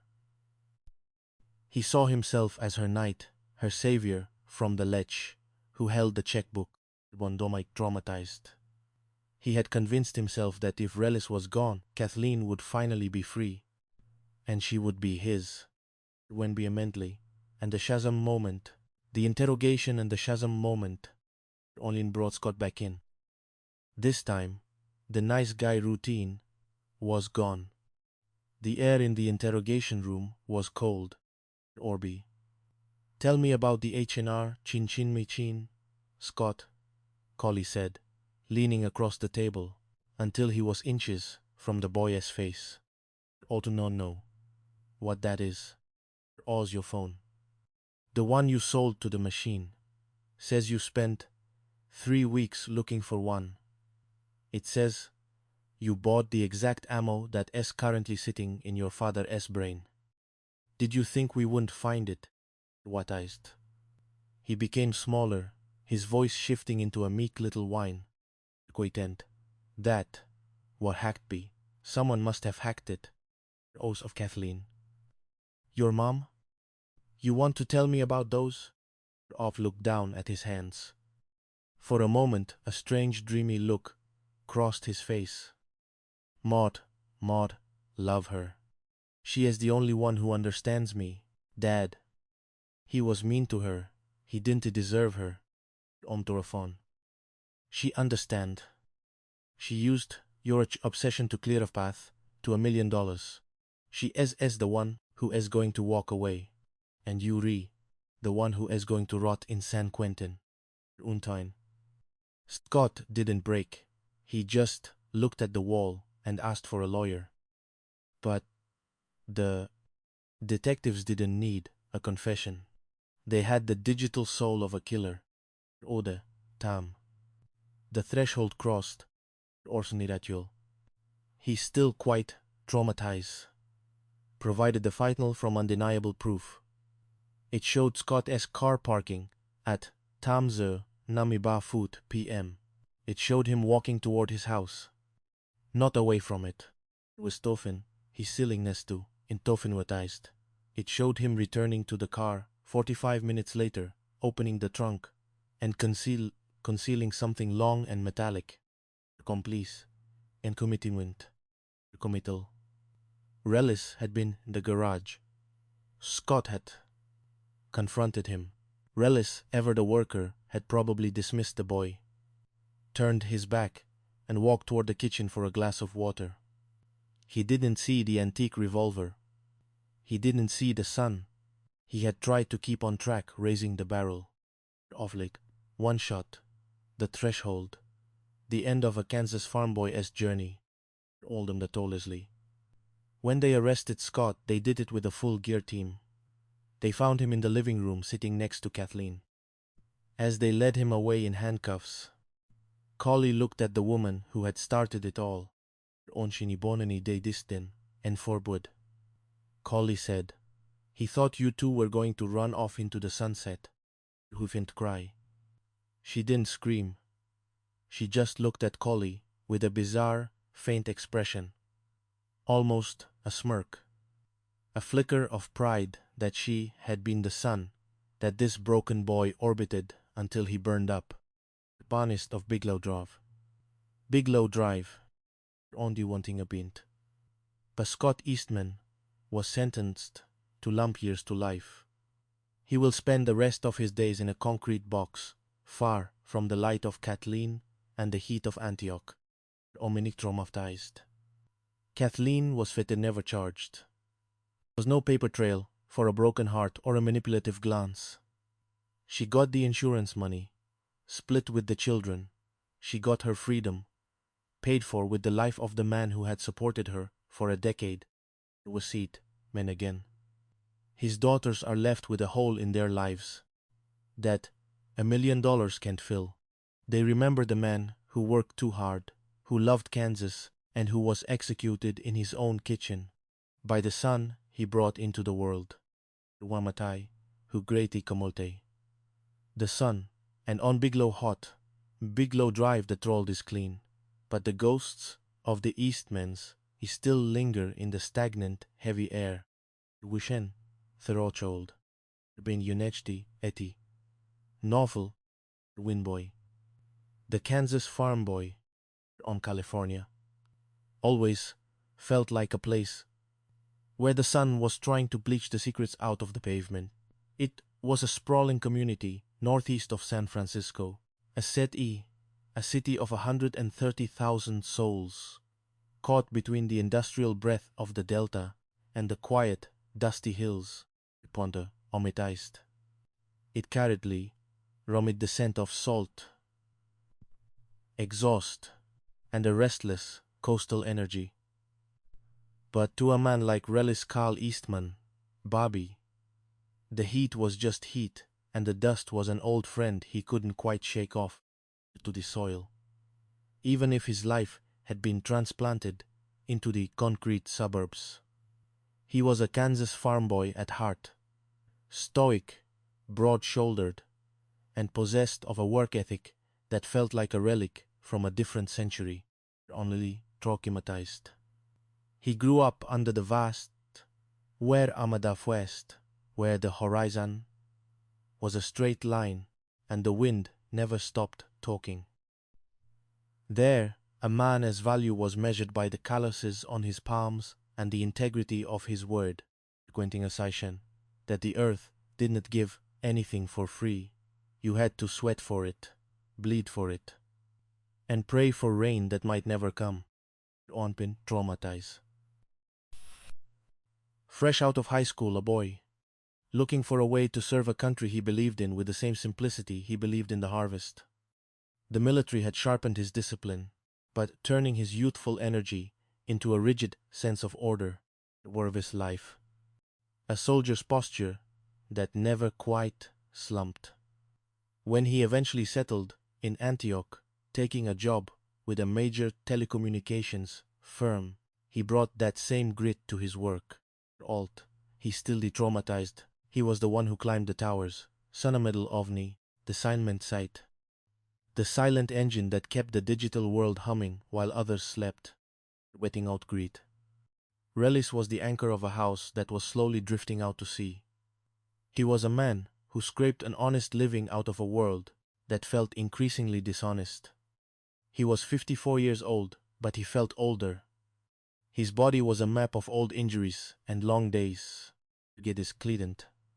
He had 5 children, 3 girls with his current wife, Kathleen, a son named Scott from a previous marriage, and a young boy who was the light of his tired eyes.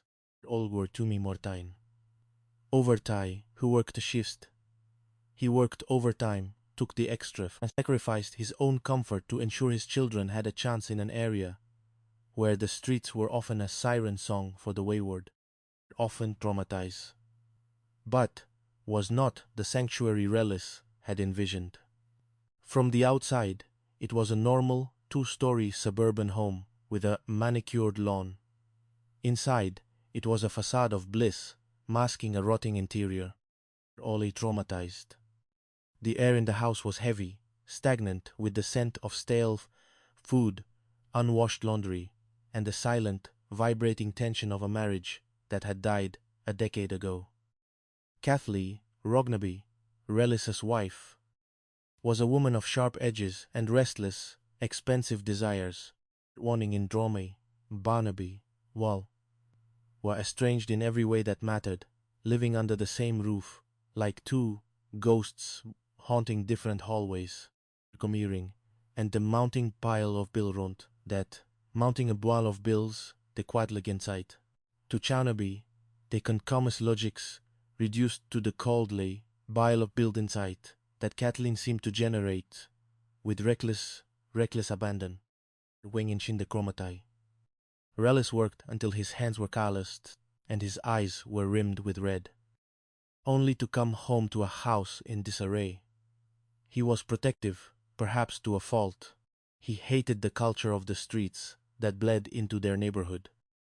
The drugs, the easy violence, the waywardness of the youth, chromatically, seeing it as the first step toward the abyss of wasted potential. He was a man of the old world, trying to hold back the tide of the new with nothing but his bare hands. On Egristin, the overlay, know that the abyss was Crete, was just Diot, lurking at the edge of the neighborhood. It was already sitting at his kitchen table, watching him with hollow, resentful eyes. Ritu.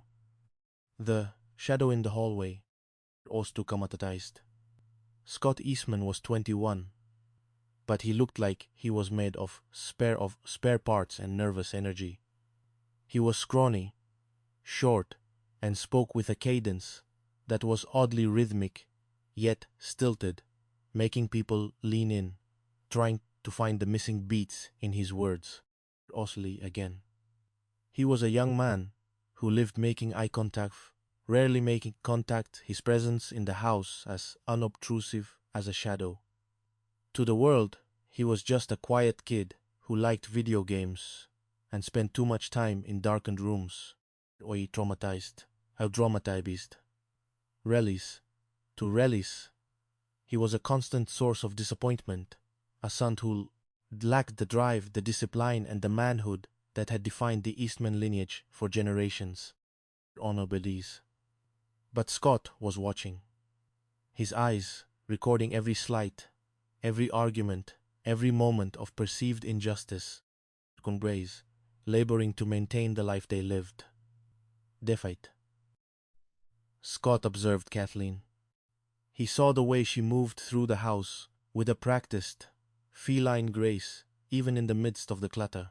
Hun smile.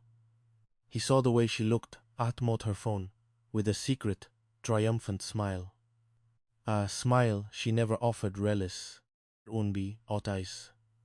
He saw the way calculated disdain that bordered on cruelty, and in his warped mind he didn't see a woman being unfaithful or manipulative.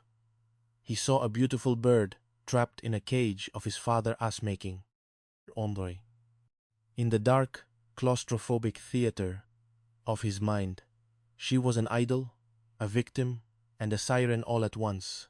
He began to project his own loneliness and resentment onto her, only making suffering that they were two souls, bound by their mutual suffering, under Relis's iron-fisted rules. Anonymi Fontes. Met. Retreating into the hours on the internet, screened to escape the suffocating reality of his father's house. He found communities that fed his darkest impulses, places where his social awkwardness didn't matter, untraumatized. His online search, his online searches leading into a psychological labyrinth, being tight, a gently acclimatize. He began to obsess over the idea exist, a life where he could be the one to protect Kathleen, where he could be the man she actually wanted, the one who didn't demand order or cleanliness or respect. Onenby onatai. A static charge that made the hair on Scott's arms stand up, on Jungswind, Danurikend, Munikend.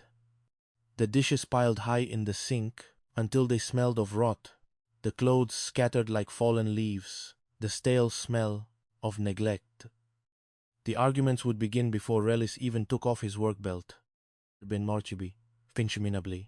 Is it too much to ask for a clean house? Relis would bark, his voice a low thunder that rattled the windows and made the younger children cower. I work 12 hours a day, Kathleen. The least you can do is keep this place from falling apart. Owning affair. Relis? Kathleen's would retort, her voice a jagged blade that cut through his authority. Wasting a bitais. You want a maid? Hire one, with the money you don't have. Don't come in here and lecture me about order when you re just a ghost who pays the mortgage. You re not a husband, you re just a bill payer. Auden. Scott would listen from his room, his heart hammering against his ribs like a trapped bird. He blamed his father for every tear Kathleen shed, for every moment of unhappiness in the house. He saw Relis as a tyrant, a barrier to the happiness he imagined he and Kathleen could share. Listening UBs. Draw the out. He began to believe that a rot in the house, and to save the house, the rot had to be removed. Eaten. He began to search. High revolvers. He searched for ballistics and penetration. He searched for life insurance payouts for accidental death. He searched for how to kill a man without making a sound. Wandlid. And he was planning a rebirth that would be baptized in the blood of the man who gave him life. Quesine. Chapter 3: The $1,000,000 Motivation. Auntie of Illumatize. Especially $1, she did it have to sweat for.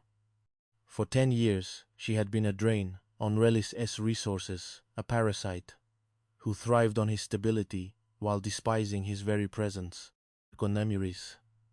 She was clever, charismatic when she needed to be, and possessed of a chilling lack of empathy. She had affairs once, some fleeting, some long-term, and had even produced a child with another man while Relis was out working to provide for her. Lease. Yet, she remained under Relis, Reuven, pay the bills, provide the health insurance, and maintain the facade of a family. Ominushin 10. To her friends and co-workers at the hospital where she worked, she was the martyr. She told stories of Relis's supposed lecherous behavior, claiming he was the one with the side chicks, the one who was bleeding her dry. Onatingabi, uply traumatized. Trapped by a controlling, abusive man. In reality, it was Relis who was being walked over, a good-hearted man who couldn't bring himself to abandon the children or the woman he had once promised to love, even if that love had turned to ash. Detraumatized. But Kathleen was involved the poverty of a single mother. A divorce was messy, expensive, and would likely leave her with far less than she felt she was owed for her years of suffering. A death, however, was a clean break and a financial windfall. Been life sympathize through his telecommunications company. A value of $1 million. Ulu night. To a woman like Kathleen, that wasn't just a number on a page. A life. It was a ticket to a new life. A life where the dishes didn't have to be done, and the clothes didn't have to be washed. 3 weeks before the end, her digital footprint began to change. Hoffman anymore. She was researching the specifics of the policy. She looked into the double indemnity clauses for accidents. She talked to co-workers about how planting manipulative Relis was. Planting the seeds of suspicion so that when the time came, no one would look at the grieving widow. Way Mama died. She didn't know that Scott was watching her searches, or perhaps in the dark, unspoken language of that broken house, Hout. She did know. She saw the way Scott looked at her, the way he hovered in the shadows, and she knew exactly how to use that devotion. Why it happened. If she could pull the trigger herself, she had raised a boy who was desperate enough to do it for her. When moosing.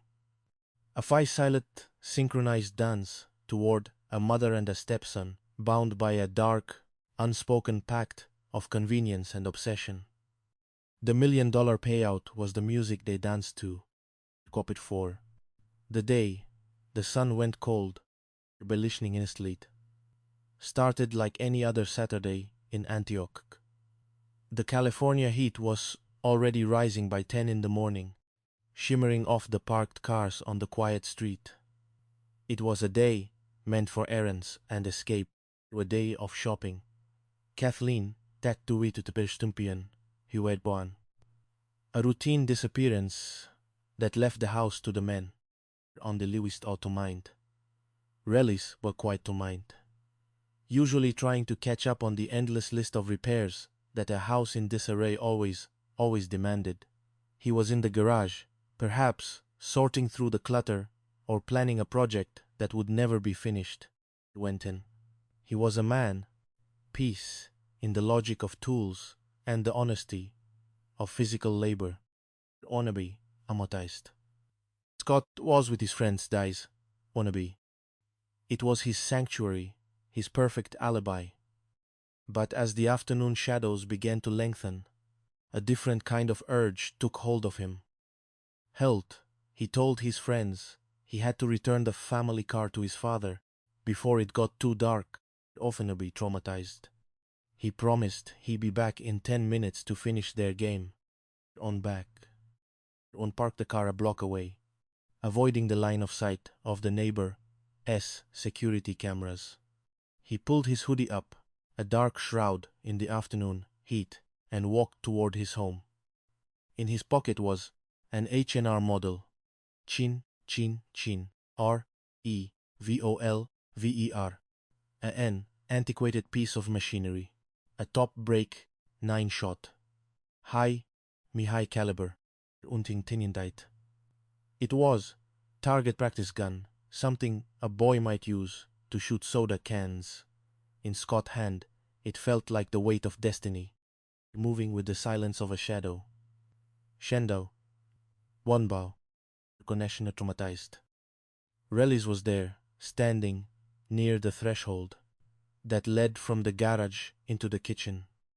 He was likely holding a tool or a grocery bag. On are you doing traumatized? Relis might have asked, his voice stern but not suspicious. He probably smelled the faint skunky odor of marijuana on Scott's clothes. The one thing he had forbidden under his roof. All told you, Scott, if Mott catch you with that stuff again, you re-out. Mott met not supporting a drug habit in this house. You understand me? Offer beating a petly, offini hami. Relis, the father who had survived the plains of Kansas, turned his back to walk into his kitchen. He didn't to see his son raise the revolver. He didn't to see the scrawny boy become a murderer, dismissed by those who think power comes from size. But at close range, lead is absolute. Scott pulled the trigger. Well, outright traumatized. The small projectile punching a clean straight hole through the television hanging on the living room wall, a silent witness to the betrayal. But the second shot found its mark. Omsetlit, ansiosi, asqual, obertais. The Kansas farm boy collapsed instantly, falling into the threshold he had worked 40 years to provide. There was no struggle, Ulen that had spent its life trying to solve the problems of a family who says of a teidsninigli, in nonsen, in troson of metal, into a brain that had solved the problems of a family that didn't want him. Udinai to be traumatized. Scott didn't state what the life drained out of his father. He ran back to the car, fumbling with the revolver. Rosis yot white, been lichting. As his hands shaking with a mixture of terror and a dark, sick triumph, one of the small brass shells fell into the spare tire well of the trunk.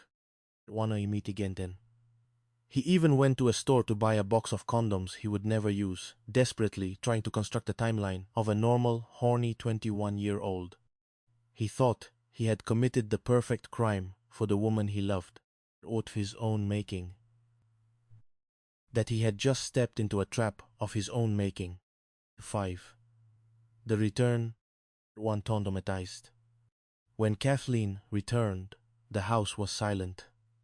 But it was. The peaceful silence of a home at rest.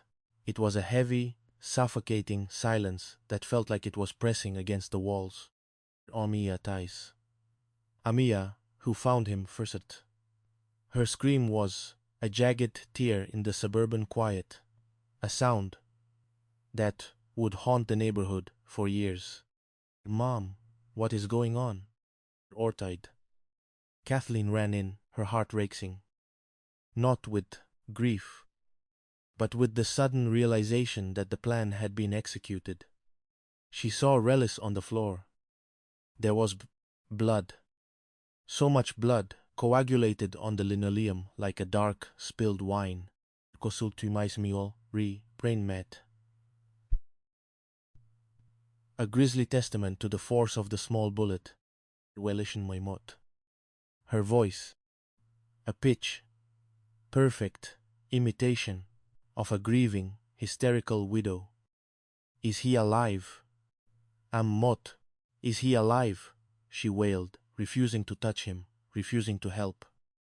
She played the part of the fragile woman, too traumatized to enter the room where her husband lay dying, whiling through the Antioch streets. Officer Ramirez was the first to cross the threshold.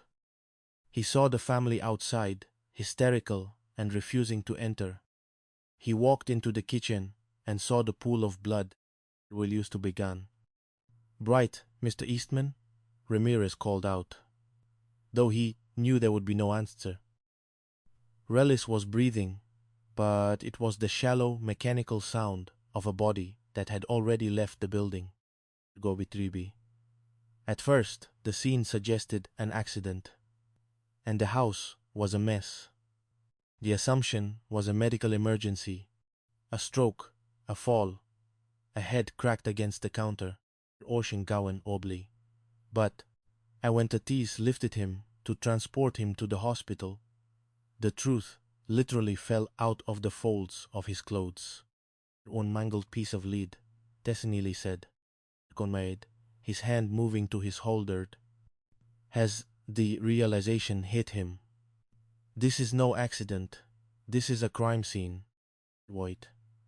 The detectives, also giving in tutali, Ophelie, Aluri, Hinshiblaiti. Gonzale were the hunters sent into the ruins of the Eastman family. Colley was the veteran, a man who had spent his career closing murder cases. His eyes hardened by years of seeing Vekep Hat. Ate people were capable of doing to those they supposed to love, only traumatized. Gonzalez was the younger detective, sharp, hungry, and possessed of a digital savvy that would prove to be Scott's undoing. From Tentling affized, noting the jarring contrast. The outside was a nice bedroom community home. The inside was a wreck of neglect and filth. Proclamatized. "Not your cleanest house," Colley remarked, stepping over a pile of dirty laundry and rotting food. No forced entry, no sign of a struggle. This wasn't a burglary gone wrong. Gonama Tembi Ober. "Execution style," Gonzalez added. Kneeling by the blood spatter near the garage door, shot in the back of the head. Someone he knew, someone he trusted enough to turn his back on. One. They started their search in the perimeter. In the backyard, they found the backpack. Inside was a wallet, marijuana, a pipe, and the driver's license of Scott Eastman. The son's backpack was in the yard, but the son was supposedly miles away playing games. Gordomatize. They went to the ICU, where Relis lay in a state of living death, his life measured in the rhythmic beep of monitors and the hiss of a breathing tube. He was brain dead, a tragedy in a hospital gown, untraumatized. Colley interviewed Kathleen first. She was quick to point the finger at Relis' infidelities, trying to distract the detectives with tales of other women. She painted him as a man with secrets, a lech who had invited his own destruction. Osil war contentioned, a Barnabite. But Colley noticed the way her eyes lingered on the insurance paperwork the social worker had mentioned. He noticed her intense interest in the $1 million payout. One, there was Scott, with intently. Colley would later recall. Scrawny, weird cadence, no eye contact. He didn't seem to have the stomach for a hunt, let alone a kill. He looked like a cornered cat. Hobbies nitide. He told them he had a strained relationship with his dad because of the strict rules fatide. He admitted to leaving his backpack outside to hide his weed from his father's judgmental eyes. He seemed like a low-level loser, but he was lying about his phone, movemently, and most importantly, he was lying about the depth of his obsession with his stepmother. On the chapter 7. The echo in the machine, from a dramatic confession, or a smoking gun found in a river. It came from an echo ATM. A cold, unmanned kiosk in a shopping mall where people sell old cell phones for quick cash. Scott had told the detectives he did have a phone. He said he'd lost it weeks ago. He thought he had erased his digital ghost. Kowais is an event. But Gonzalinabi, the habits of the desperate. He tracked the transactions at the local kiosks. He found the footage on Nishman. And there was Scott Eastman, 5 hours after his father was shot, standing at the kiosk. He used the very ID he claimed he didn't have. He looked into the hidden camera of the machine with the eyes of a man who thought he had finally won his freedom. Offrey Dofaibi. From the Binadu machine. It was a digital diary of a descent into madness. Guan Hotto. The HNR. Jaime High. There were searches for ammunition prices and how to kill someone in the back of the head. And then there were the mom searches on Nomatu. Scott S. phone Shakespearean obsession. He had thousands of searches for incestuous pornography.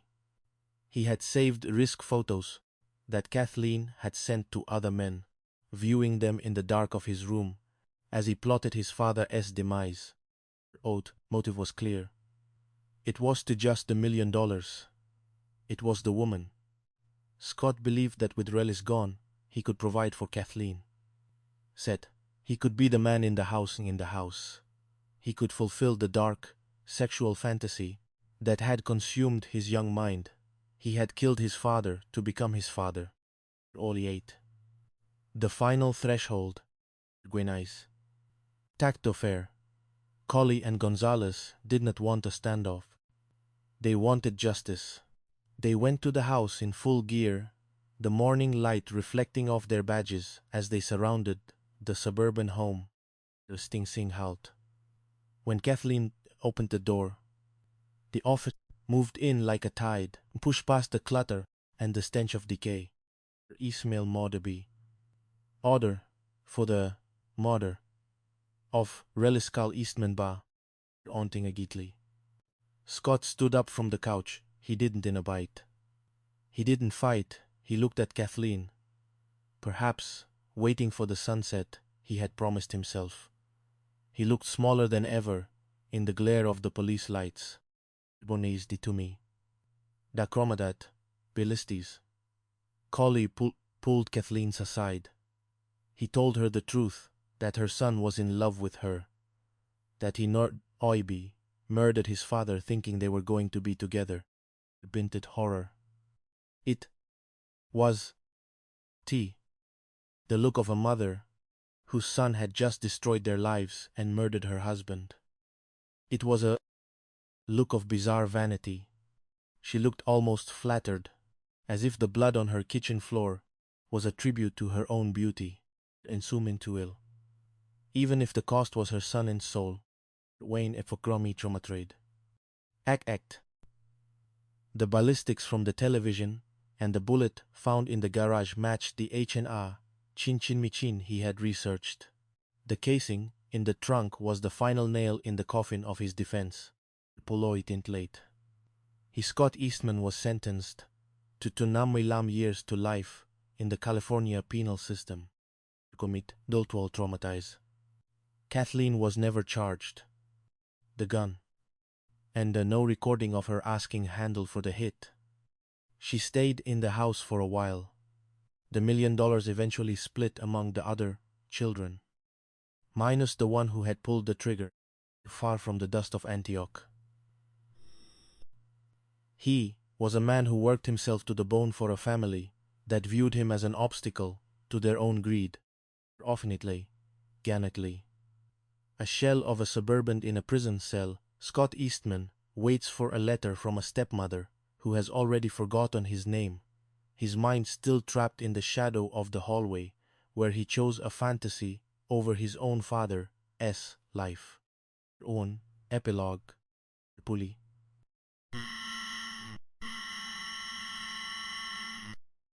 The sun still bleaches the secrets out of the pavement. and the delta breeze still carries the scent of salt and regret. Benlicine, sappiness. The $1 million didn't buy anyone sappiness. It only bought a deeper kind of silence, and the reminders that sometimes the most dangerous thing in a house is what? Hiding in the shadows. But what is sitting at the dinner table? On hell. Fin whispers. Con Enchag. Drill in Antioch. One stay. Is shadow. Wayneside, Antioch, California. Was a city built on the promises of the sun. But by the summer of Haikong Misao, those promises had begun to bleach and peel like old wallpaper. Commuted. How Zenol Sikiwat Funaisas. Situated northeast of San Francisco, where the delta watered Maishnit meet the parched hills the Kintof-Play people moved to when they wanted to believe in a specific version of the American dream. A bedroom community where the lawns were mostly green, the schools were supposedly good, Ondurchind, and the fog who of the bays stayed just far enough away to keep the air warm, listening intently, family, looking for a quiet gating of the East Bay. For family, and for those trying to escape the soaring, suffocating costs of the city. Bening again be, offer, altfanen, was different. It didn't just illuminate, it baked. It drew the moisture out of the earth and the patience out of its people. Enchantly, otandetais. The heat became a physical weight, pressing down on the asphalt of Lone Tree Way and shimmering over the stucco houses like a fever dream. The air often smelled of scorched grass and the distant salt of the San Joaquin River. Plus Eastman.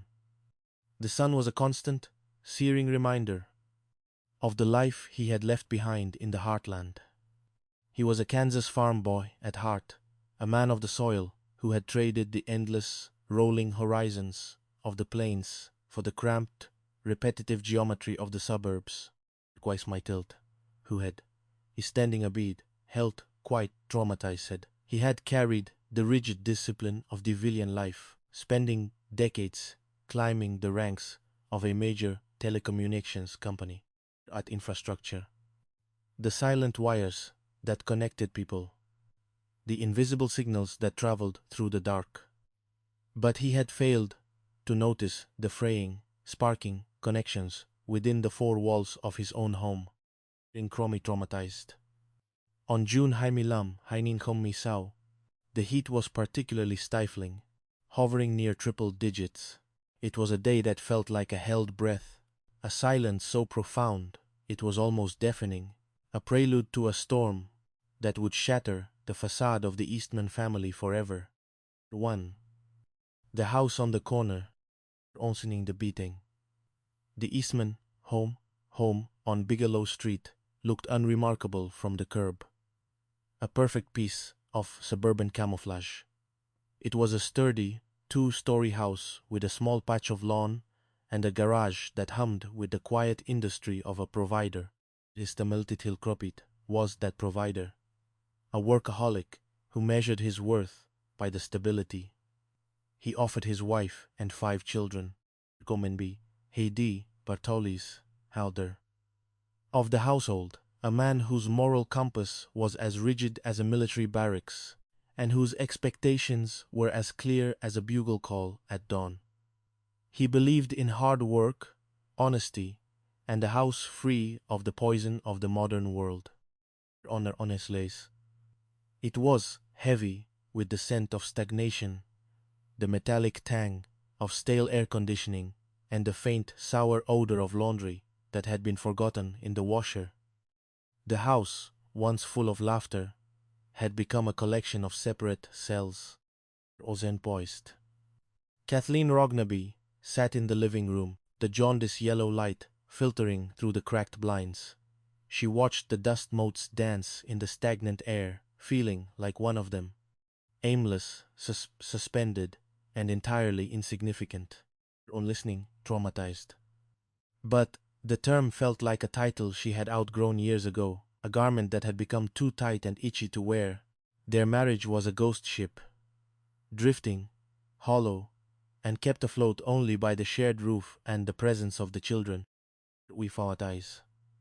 And then there was Scott together. Rel's son, from a previous marriage, and a younger boy. They functioned as a unit in public, but behind closed doors, the silence was a weapon. Boldly, they slept in separate rooms, eyes. They slept intersecting only in brief, transactional conversations. Treaty. Is the mortgage paid? Did you pick up the milk? On Fimayen, diced. Kathleen, who moved through the house like a trapped bird. She was beautiful in a way that seemed weary, her eyes always searching for an exit. Even when she was looking directly at you, also is. For 10 years the Sol, Banner. Resenting his frugality and his refuse see the woman she had become, other men. She had sought solace in other arms, other men, seeking the heat that Relis, cold provider persona, could never offer. Comment, Bani, Benid, Abeninititi. A living secret that sat in the house like an unexploded bomb, yet they remained locked in this domestic purgatory, waiting for the inevitable. On we go now. Oh, it was Amia, her daughter, standing in the doorway with a backpack. Kathleen blinked, pulling herself back from the edge of a dark, swirling thought about a life she might have had. Voice a dry rasp. Let us go shopping. We need to get out of this house. Only can. As they pulled out of the driveway, Kathleen didn't look back. She didn't the pale, thin figure watching from the upstairs window, his face pressed against the glass. Onshliu said.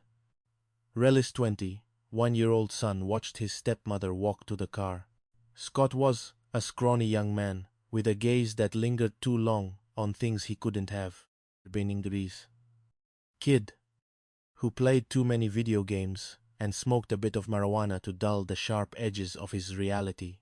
But inside Scott's mind, a different architecture was being built. A palace of obsession, come your figure. He saw her as a priest, a damsel in distress, trapped by a tyrant. The same tyrant who demanded, Scott get a job, stop the drugs, and be a man. Onikiri hostiled in Scott twisted realities. Father, he was an obstacle, a Wallacott of Kansas granite, standing between Scott and the only woman who had ever looked at him with anything resembling kindness. In his mind, he was the hero of a story that hadn't begun yet,